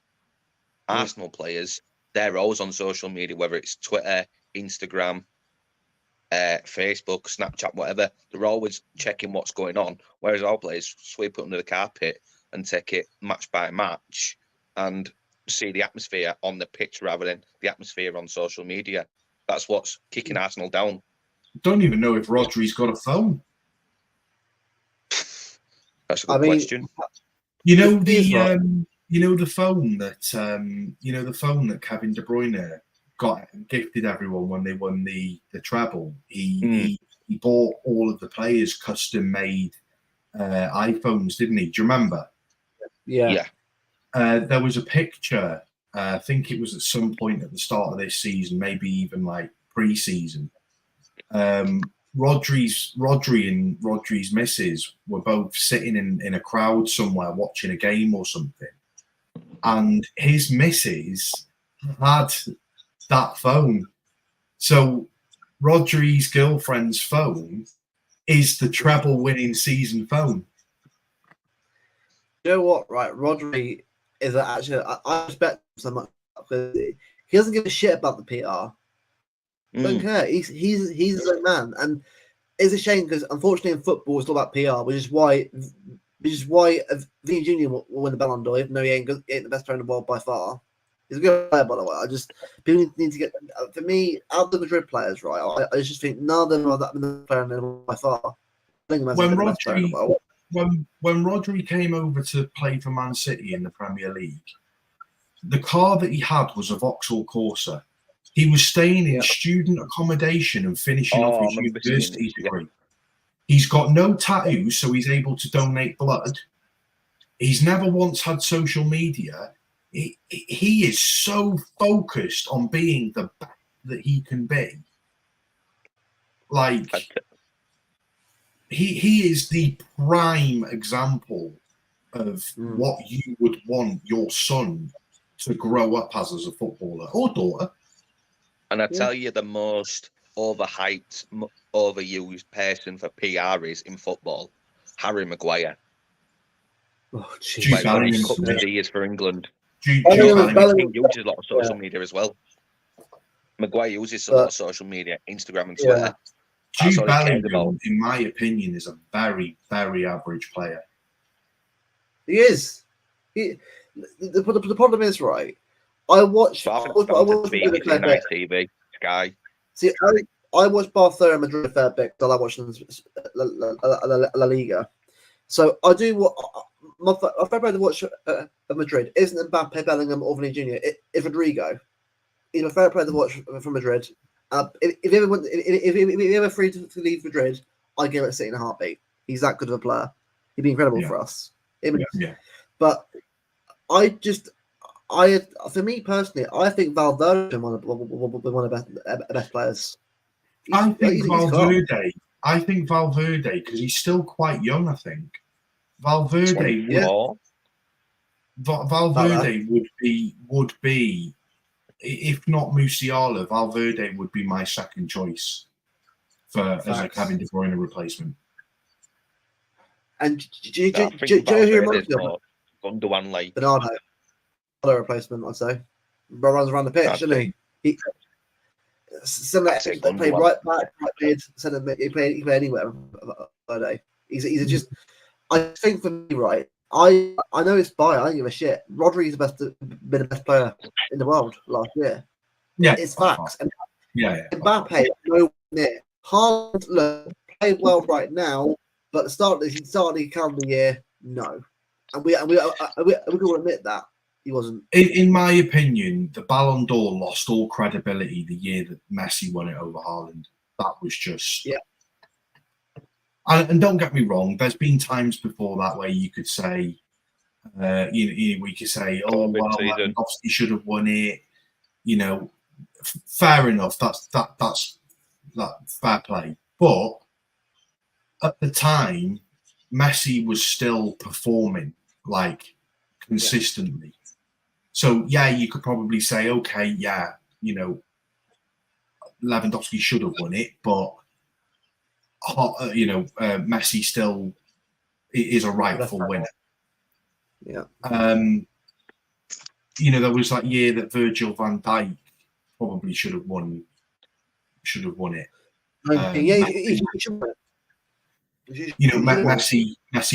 won it that year.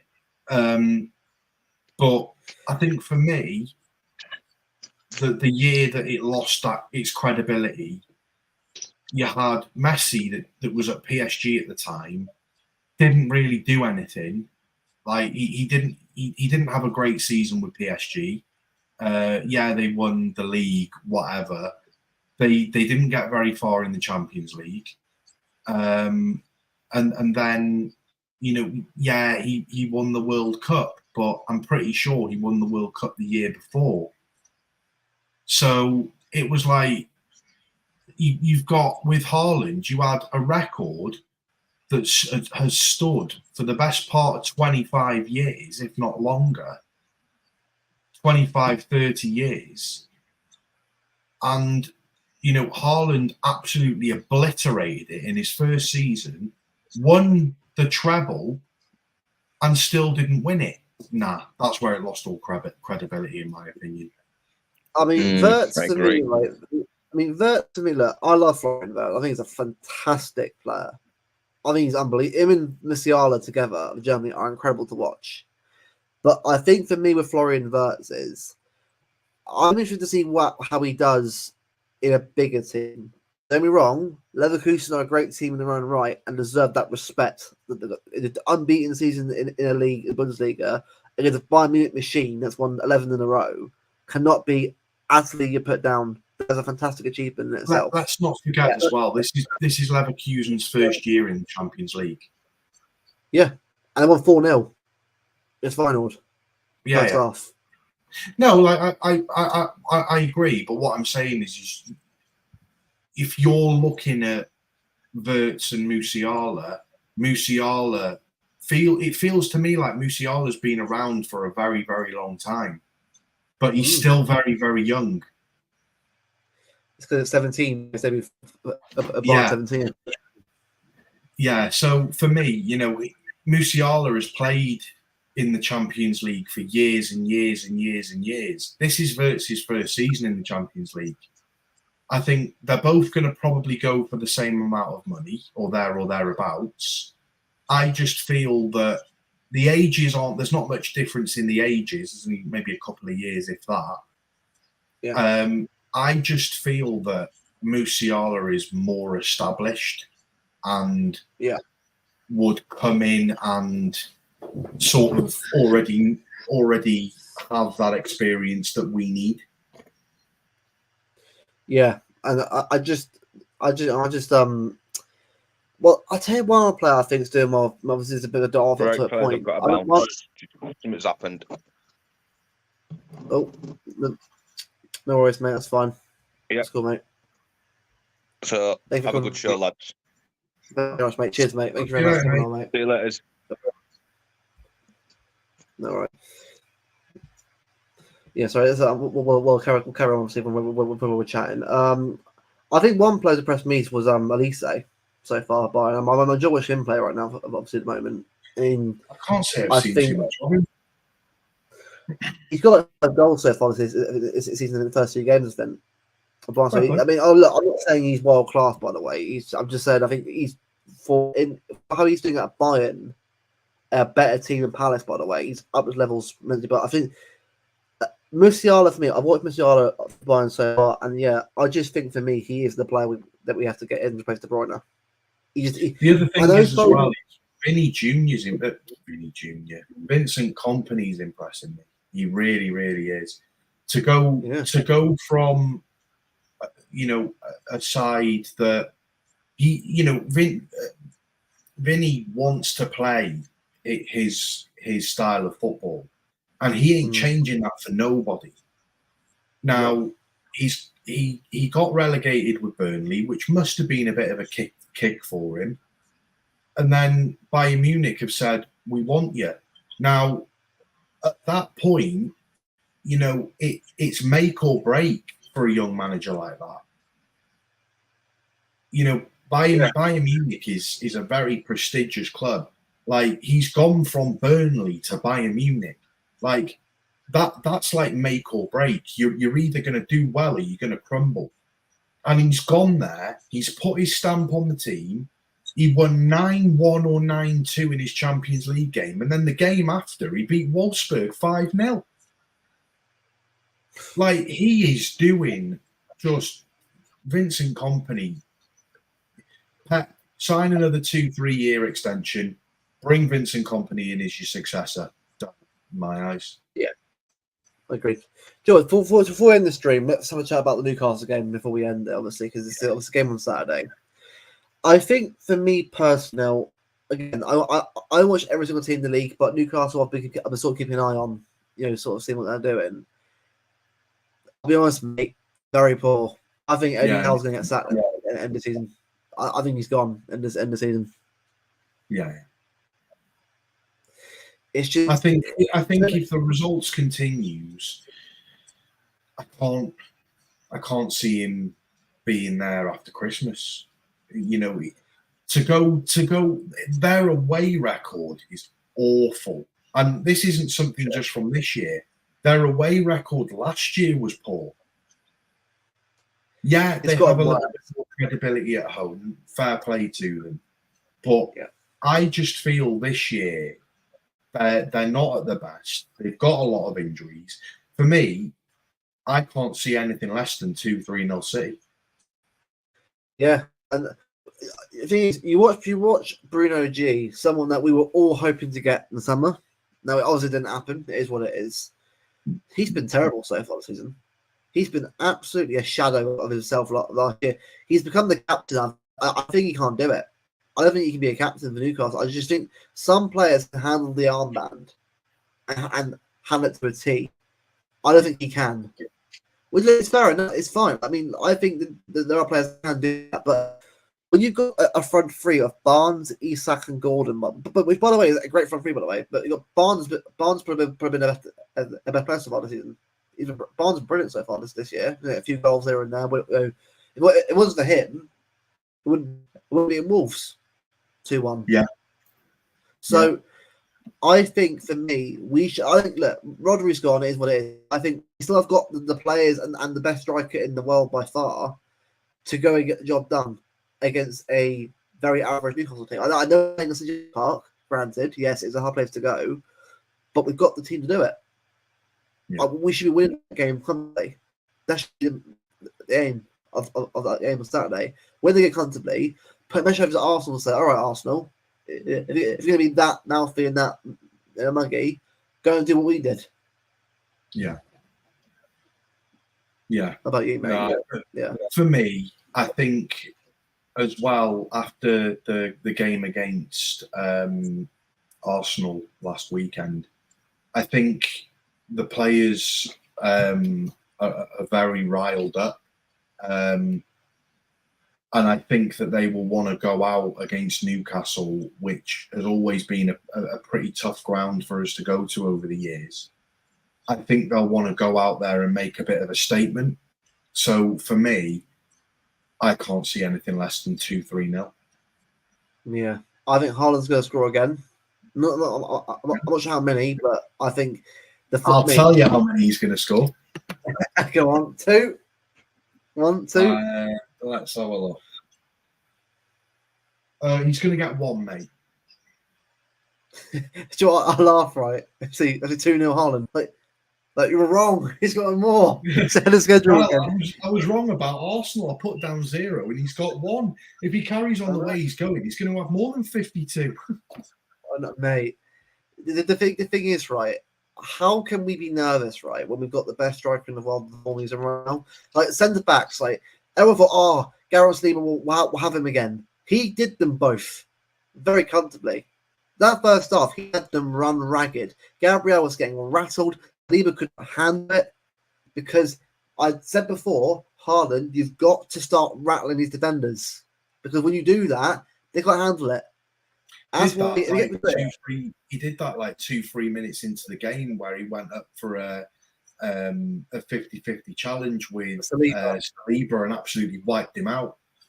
Yeah, it's brilliant. And then I want to see against Madrid, Rudiger, do him in. Oh, I want to see Haaland go out there and absolutely charge at Rudiger the same way as he did at Thomas Partey.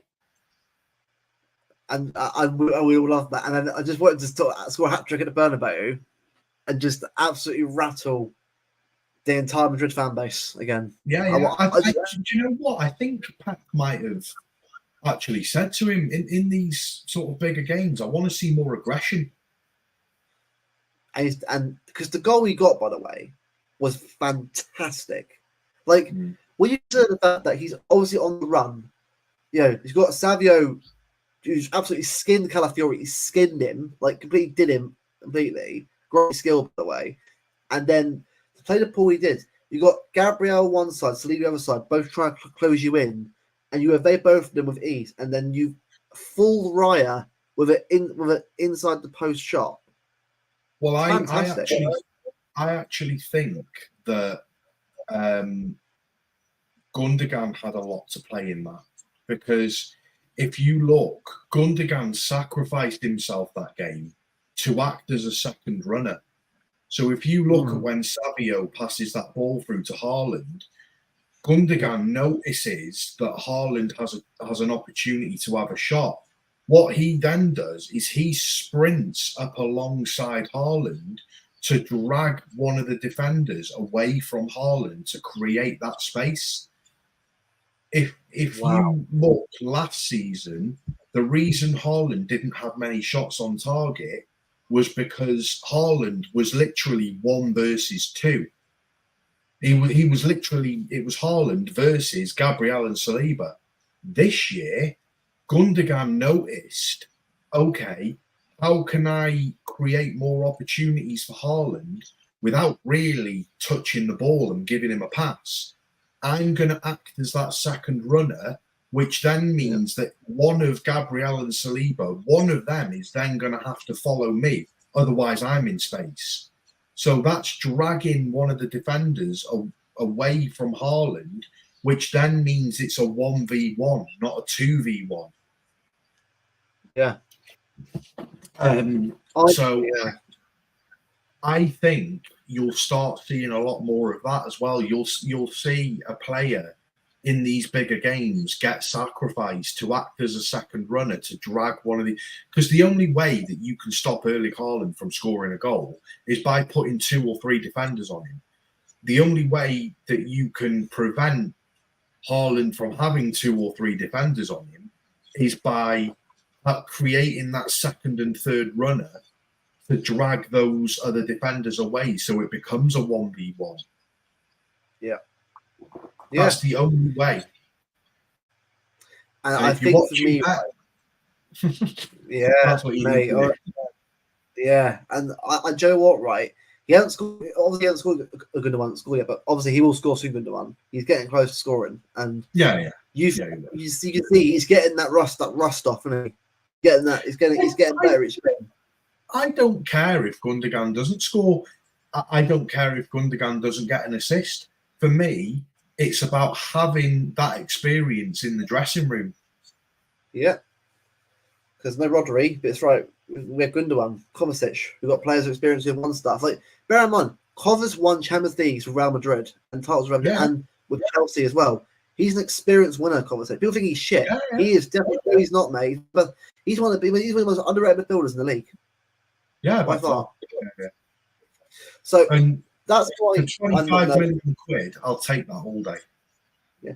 If you look at the clubs that he's played for, Real Madrid, Inter Milan, Chelsea, City, these aren't small clubs.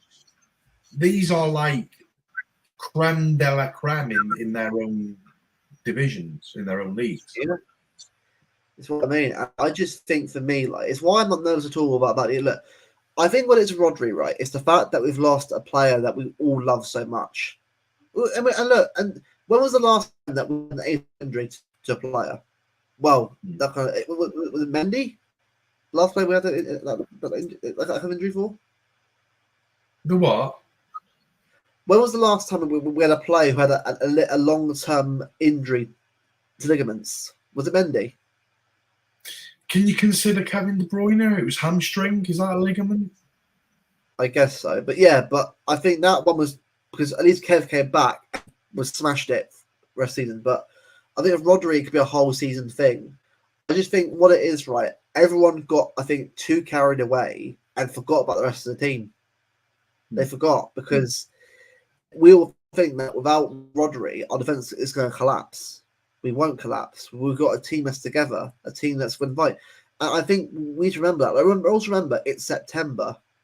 We're not even anywhere near our best yet. I'm still decided yet.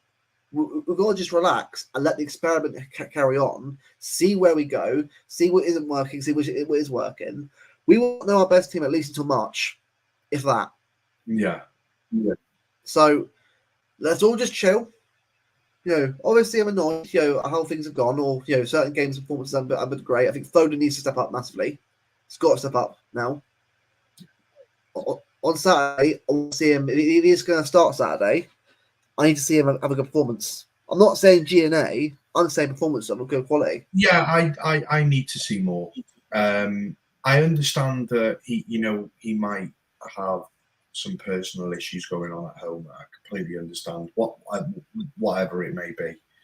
Yeah, and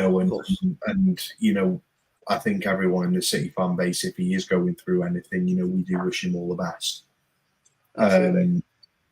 But for me, he needs to step up. Last season, he stepped up when Kevin De Bruyne was injured. We know what Phil Foden is capable of.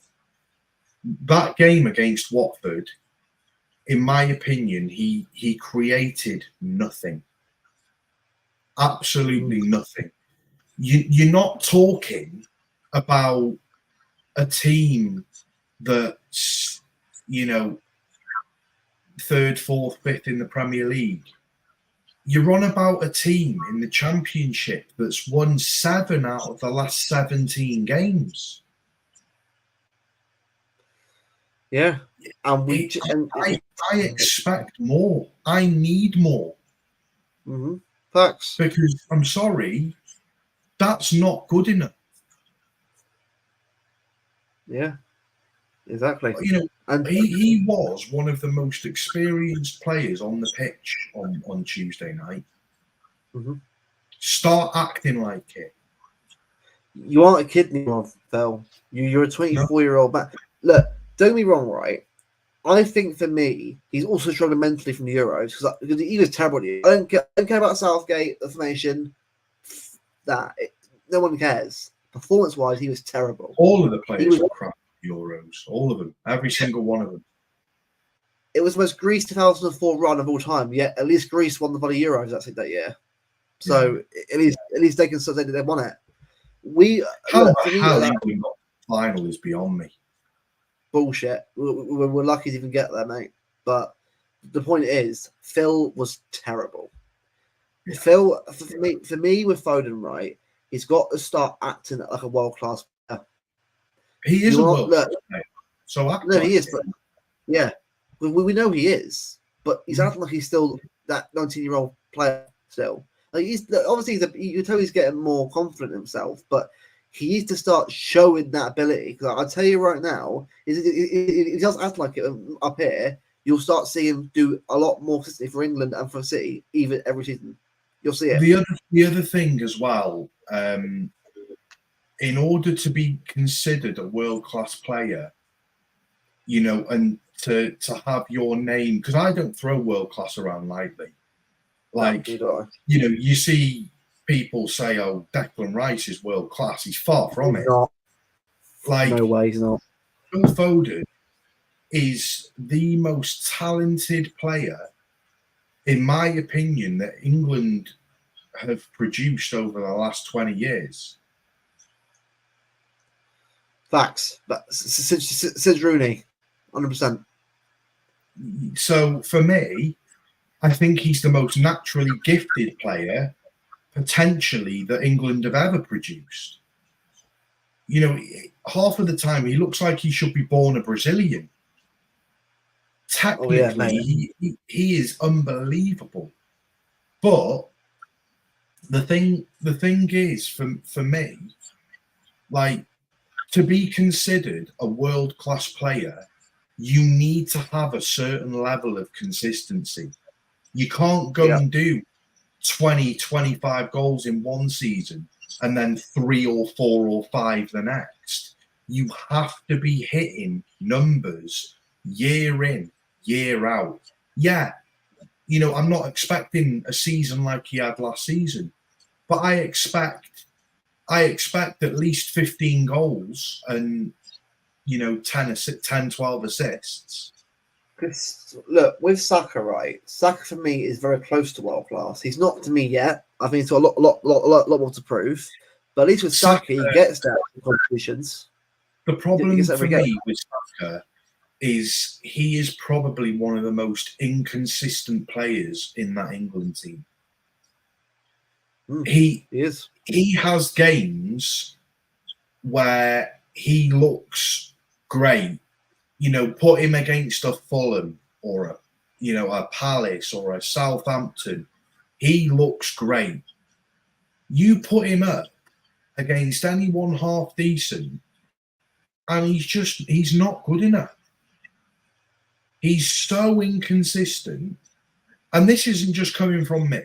There are, I think somebody said it on Sky Sports the other day after the City Arsenal game. I think somebody said he's far too inconsistent, and they're right. He is.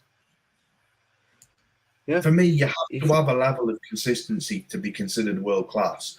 And I'm sorry, but Saka to be brought into the same into the same brackets as Phil Foden, pull the other one. Because I said before, like, I think for me, like, world class is a level that is very hard to reach for any kind of player. I mean, I think Bellingham's world class. I think he's at all. I think Bellingham's got so much to prove. Yeah, because he's a Madrid player and he gets certain goals and certain assists every now and again. He's just not like, the fact that he got a rating of 90 rating on FIFA is ridiculous. By the way, like, how on earth do you rate him? How is he? Like, they downgraded De Bruyne by 1 for no fucking reason. They rated him the same rating as Bellingham. The only reason I would agree with downgrading De Bruyne by 1 is because he missed half of last season. But I still want to rate it though. I still think he's the same level as Haaland and Mbappe. I don't think he still is, but people just don't want to say. Yeah, but what I'm saying is it's kind of justifiable by saying he missed 6 months. That's fair enough. Yeah. I'll say it's worth a drop off. But Bellingham, that's just ridiculous. Bellingham. If I was to create a FIFA card of Bellingham, I'd give him an 84. 84, 85. That's the best I'm giving you right now. Yeah. Yeah. Because, what was it? A phone's 88. I agree with that. Like, yeah. It's like 87. I agree with that completely. I think Bellingham's 90. What are we doing? Yeah. Like, was it Mbappe and Haaland? And Rodri top 3. Yep, I'm fine with that. That makes sense to me. But I just find it like just baffling how much PR is in football, how much certain players get rated higher than others. Because the thing is, if you watch with your eyes, right, most footballers in the world of the high level, most of them aren't even near world class. Not at all. But that I think for me, right, players like Musiala and Florian Wirtz, for me, I mean, Wirtz is getting very close to that world class level. I don't think he is yet, but he's getting there. He needs to do a lot more for me to be considered world class. The fact that it's his first year in the Champions League, I think he will be world class, but I think he needs time because Pardon? Sorry, look at Havertz at Leverkusen. Oh, Havertz is awful. Yeah. Don't rate him at all. Didn't rate him at Chelsea. Don't rate him at Arsenal. Yeah. The same as Werner as well, isn't it? The fact that Havertz didn't successfly make one pass against City, that's just, this is the first time, right? This is the first time where 2 players have failed to record a successful pass in a game. It's the first time it's ever happened in the Premier League. And they think that they're better than us, by the way, because they got a goal that was an unbelievable strike, by the way, from a defender. It was a great goal. And then a corner goal. I'm sorry, right, but I just think as players, Arsenal have got barely any. I don't know. Actually, they have no world-class players. Saliba? Saliba for me is a great defender, but I need to see him do it more in Europe. I need to see him do it more. For me, Saliba is probably the closest that you'd consider to world class. Yeah, Gabriel was not world class. I'd probably say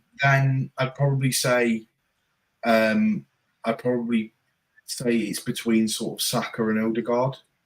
Yeah, Rice. But for me, they are probably a couple of levels off world class for me at the moment. Yeah, exactly. And then the next one for me would then probably be David Raya. I think he's had an incredible start to the season. Oh, fantastic! Best by far. He is a shithouse, and I can't stand him. I can't stand him. But what I would say is he is a very, very good goalkeeper, and if he continues with this level of consistency that he's had over last season into this season, he's going to be very, very close to that Spanish #1 spot, and then you can start probably considering, the more he plays in the Champions League, the more he plays at international level, then you can start sort of considering him to be sort of world class. It wouldn't surprise me if Madrid look at him as a future #1 keeper down the line, because he's getting better every year. He's Spanish, so it's probably not at all. Which was it? Of De Gea, where she comes to them anyway. But yeah, I think that for me personally, I think everyone's getting carried away. And bear in mind, we're like what 5 games into the season in the league. We're 5 games in. We're nowhere near that. Imagine that. Imagine being 5 games into the season and your best striker's got 10 goals. Yeah, I know. And then Arsenal's best player Arsenal's best player for goals right now in the Premier League. I want you to have a guess. Havertz on 3.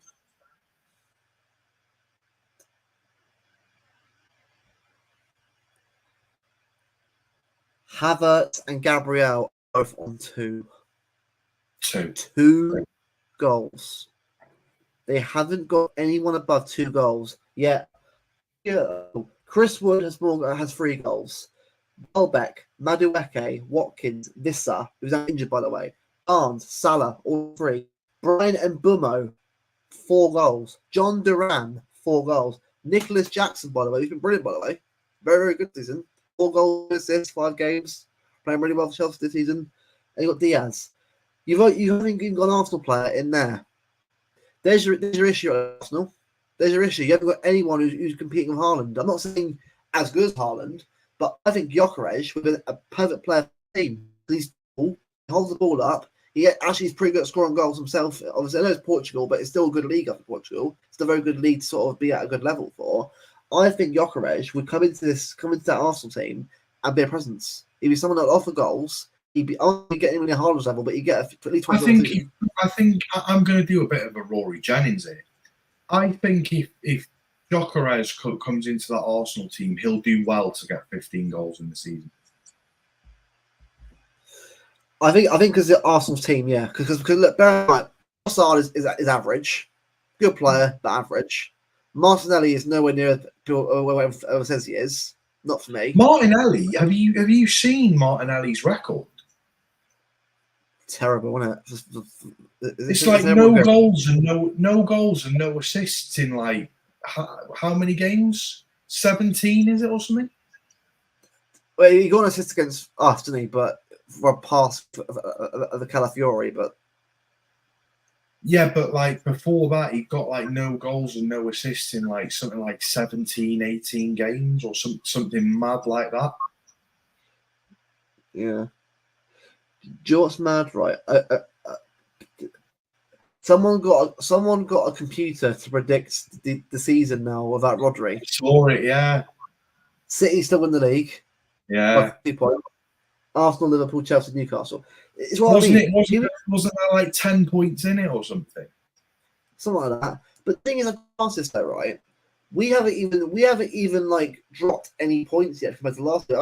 We've actually gained points from last year. I told you, mate. We're doing another treble. We're doing an invincible season, mate. If we do invincible season, mate, and imagine if Imagine if, right? Let's say we're 1 game away from being invincible.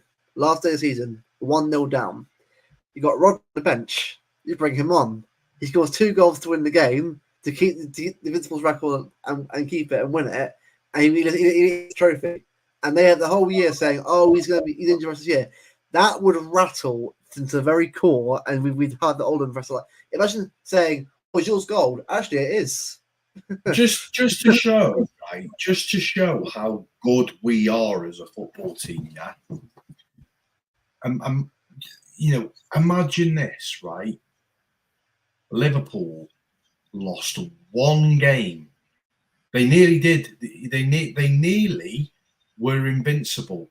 They lost one game to us and didn't win the league. I actually feel for Liverpool there. And I'm happy you won, but I feel because any other season, that's one of the best seasons of all time. Yeah. What they put in. And I think they'll always say, right, if it wasn't for City being there, we probably they'd won at least two or three leagues on the clock. Oh, minimum. And I think in a way, to them to even get, was it 99 points? Was it the year after? 98, I think it was.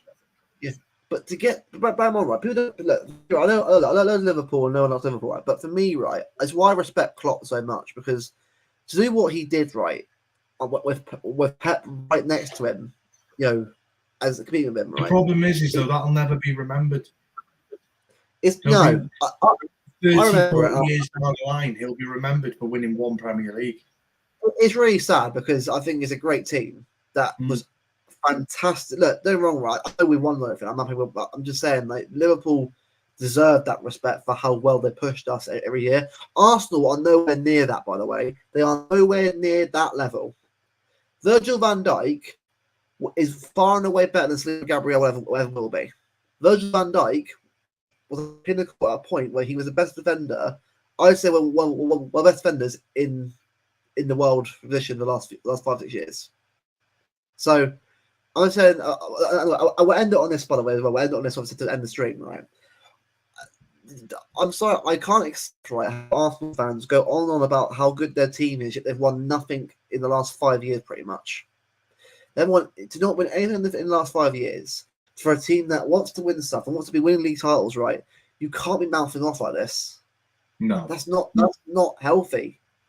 If you want to be winning stuff, you've got to have a mentality of every week you want to get better. It's why a lot of people. It's why they hate Lee Gunner. I'm not saying Lee is always right about everything. And big up to him, by the way. Actually, shout out recently on stream recently. But I rate him because he's not a reactionary fan like a lot of these Arsenal fans are. He's very different. There's fans out there though that they're literally just out there to boil piss.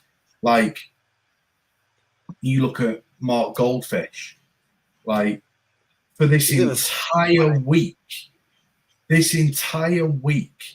all he's done is talk about bloody, Arsenal this, Arsenal that. He was posting stuff about the Arsenal City game today. The game finished 5 days ago, mate. What are you doing? Do you want to know why he does that, though? Because Arsenal fans are shameless. Everything with Arsenal title, they'll flock to it. Yeah. That is why, for me, right, it's a shame why a lot of fans who speak the truth, who speak honestly about how they feel, right, don't get a lot of the views because it's not what people want to hear. But eventually you get the people who watch you because they actually find your channel and actually appreciate what you say.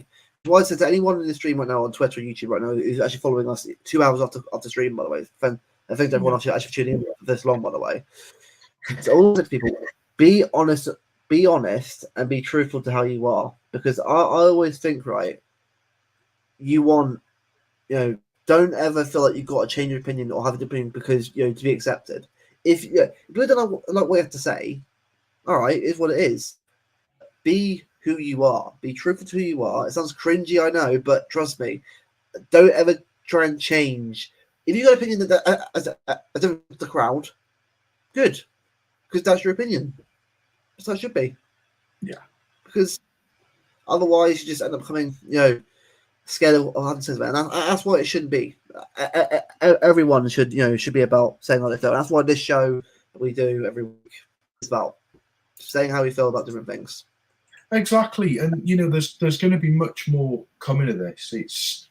This is almost a bit of a stream where it's unfiltered. This isn't about trying to appease any kind of fan. And the thing is, if you don't like our opinions, absolutely fine. We actually want that, because we want to be able to have these debates and you know, it's not about, you know, name calling and things like that. You know, and making things personal. It's about having a debate as a fan to a fan and about a football game that's all based on opinion. You don't have the same opinion as me, and let's talk about it. You know, I'm happy to talk to anyone about it, but this is going to be a very sort of unfiltered, very opinionated show. You know, it's called Thursday Truths for a reason, and you know, whether people don't like to hear certain things, it's going to be the truth, or what I deem to believe is the truth, or what you deem to believe is the truth, because it's opinions. If you don't like the truths that we're saying, come out and defend your decision, and let's have a debate about it. You know, we could even do a couple of call-in shows where it's like, do you know what? I don't agree with your decision, Bevo. I don't agree with your decision, Luke. Amazing. Why don't you agree with my decision? What don't you like about what I've said? Okay, all right, I do this instead, or I'd suggest that rather than going and getting this player, we go and get this player. Fantastic. I can see where you're coming from. You know, and try and change my mind, because I'm you know, come on, try and change my mind. You know, I'm happy to sit and have that conversation with you. Trust me, this will be what the show will be. So, we'll obviously that knows beforehand. We want to come in and have a chat about stuff, obviously, and we'll do that obviously every now and again. I think we might do it as well during the breaks as well. So, obviously, you know, during after break, we'll have people on and sort of have a chat. I think I'll probably be better than sometimes, but we'll obviously work it out. But obviously, this is a whole new show idea. And obviously, we appreciate everyone tuning in, especially at this time on a Thursday evening. A 2-hour streaming, by the way, which because a lot of conversation, a lot of chat. It's how because this is what the show is about. It's about having a chat about everything rather than just, you know, keep it to half an hour and a half and go off. Like we'll end when we end, and it's not about now. Big up to everyone who's tuned in. Obviously, Bevo, thanks for coming on as always, mate. Always appreciate you having on the channel, and going forward on a Thursday, always be here having a chat with me about stuff, and that'll be great. I look forward to sort of talking about City with you a lot more now. Which be good. I look forward to it. Big up for big up. Go on, mate. I was just going to say, you know, we've taken a bit of a backward step on my channel. My channel's still there. You know, I will keep it there. Eventually, I will come round to doing things again on it. But for the here and now and for the foreseeable, what a lot of people don't get, and a lot of people don't sort of see, that are, you know, in the chats and that come on obviously to shows to watch. There's a lot that goes into, you know, setting up a show. You know, you've got to arrange times with people, and obviously, you know, do all the graphics, all the setup, you know, all of the advertisements for the stream and things like that. There's a lot that goes into it, which people on the outside don't necessarily see. And it's when you've got commitments yourself, it's very, very difficult. So big up to yourself and all of the other City content creators out there at the moment that are doing bits. You know, everyone keep smashing it like you do. Let's grow this City community even more.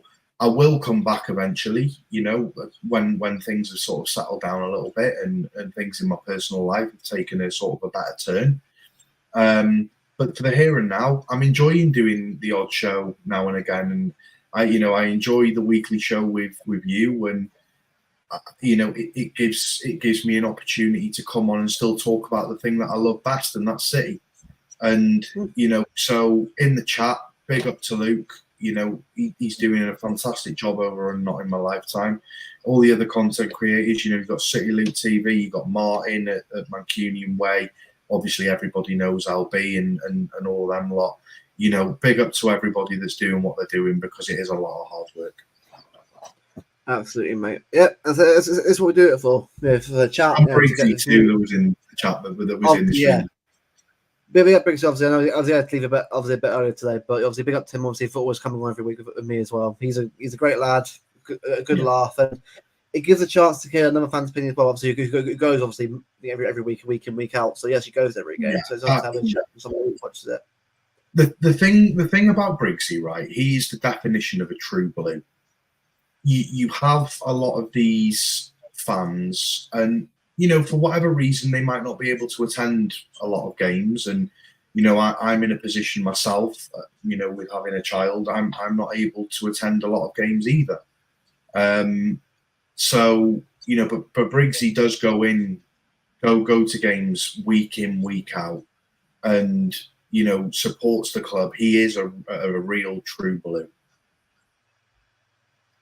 He is, facts, and that's why he's on there, because and that's why I thought, like, we'll always have different people on, because at the end of the day, right, I don't want this channel to be just the same people week in, week out. Obviously, I've got shows with you and Brigzy, but that's because it's a show concept. But people will always come on if they want to come on. Like, I'm always free. If people want to come out and have a chat with us and have a debate with us, please feel free, because I'm not afraid of having people on to have a chat, and that's what this channel will always be about. It's not about it's not always about reporting the latest news. If you want that, go to LB, you go to Hugh, because them guys do it a lot better. I'm not saying I can't do it; they do a lot better than I do, and they do it better because they actually can get across in a way. Now, well, he was live. He actually live for about an hour. Well, we've been live for about 2 hours, so it's good on. You know what I mean? LB can just do that for an hour, and he's done. Good on him, man. But no, thanks everyone else for tuning in to YouTube, especially at this time of night. First of all, the weekly shows we're doing, obviously Thursday Truths. Plenty more to come over in the next few weeks. Hopefully, on Saturday we'll win. I'm sure we will win. And obviously, we can just get the 3 points. It's just all that matters right now. Keep winning week in, week out. Keep the wins, obviously, in the midweek as well. Hope by Thursday we'll have a lot to discuss about Newcastle and Bratislava. With some good results, obviously, in between. And yeah, bring it on. It's finally the end of the season now. It's properly started down Sunday against Arsenal. It's properly started. Bring it on, people. See you guys soon. Take care.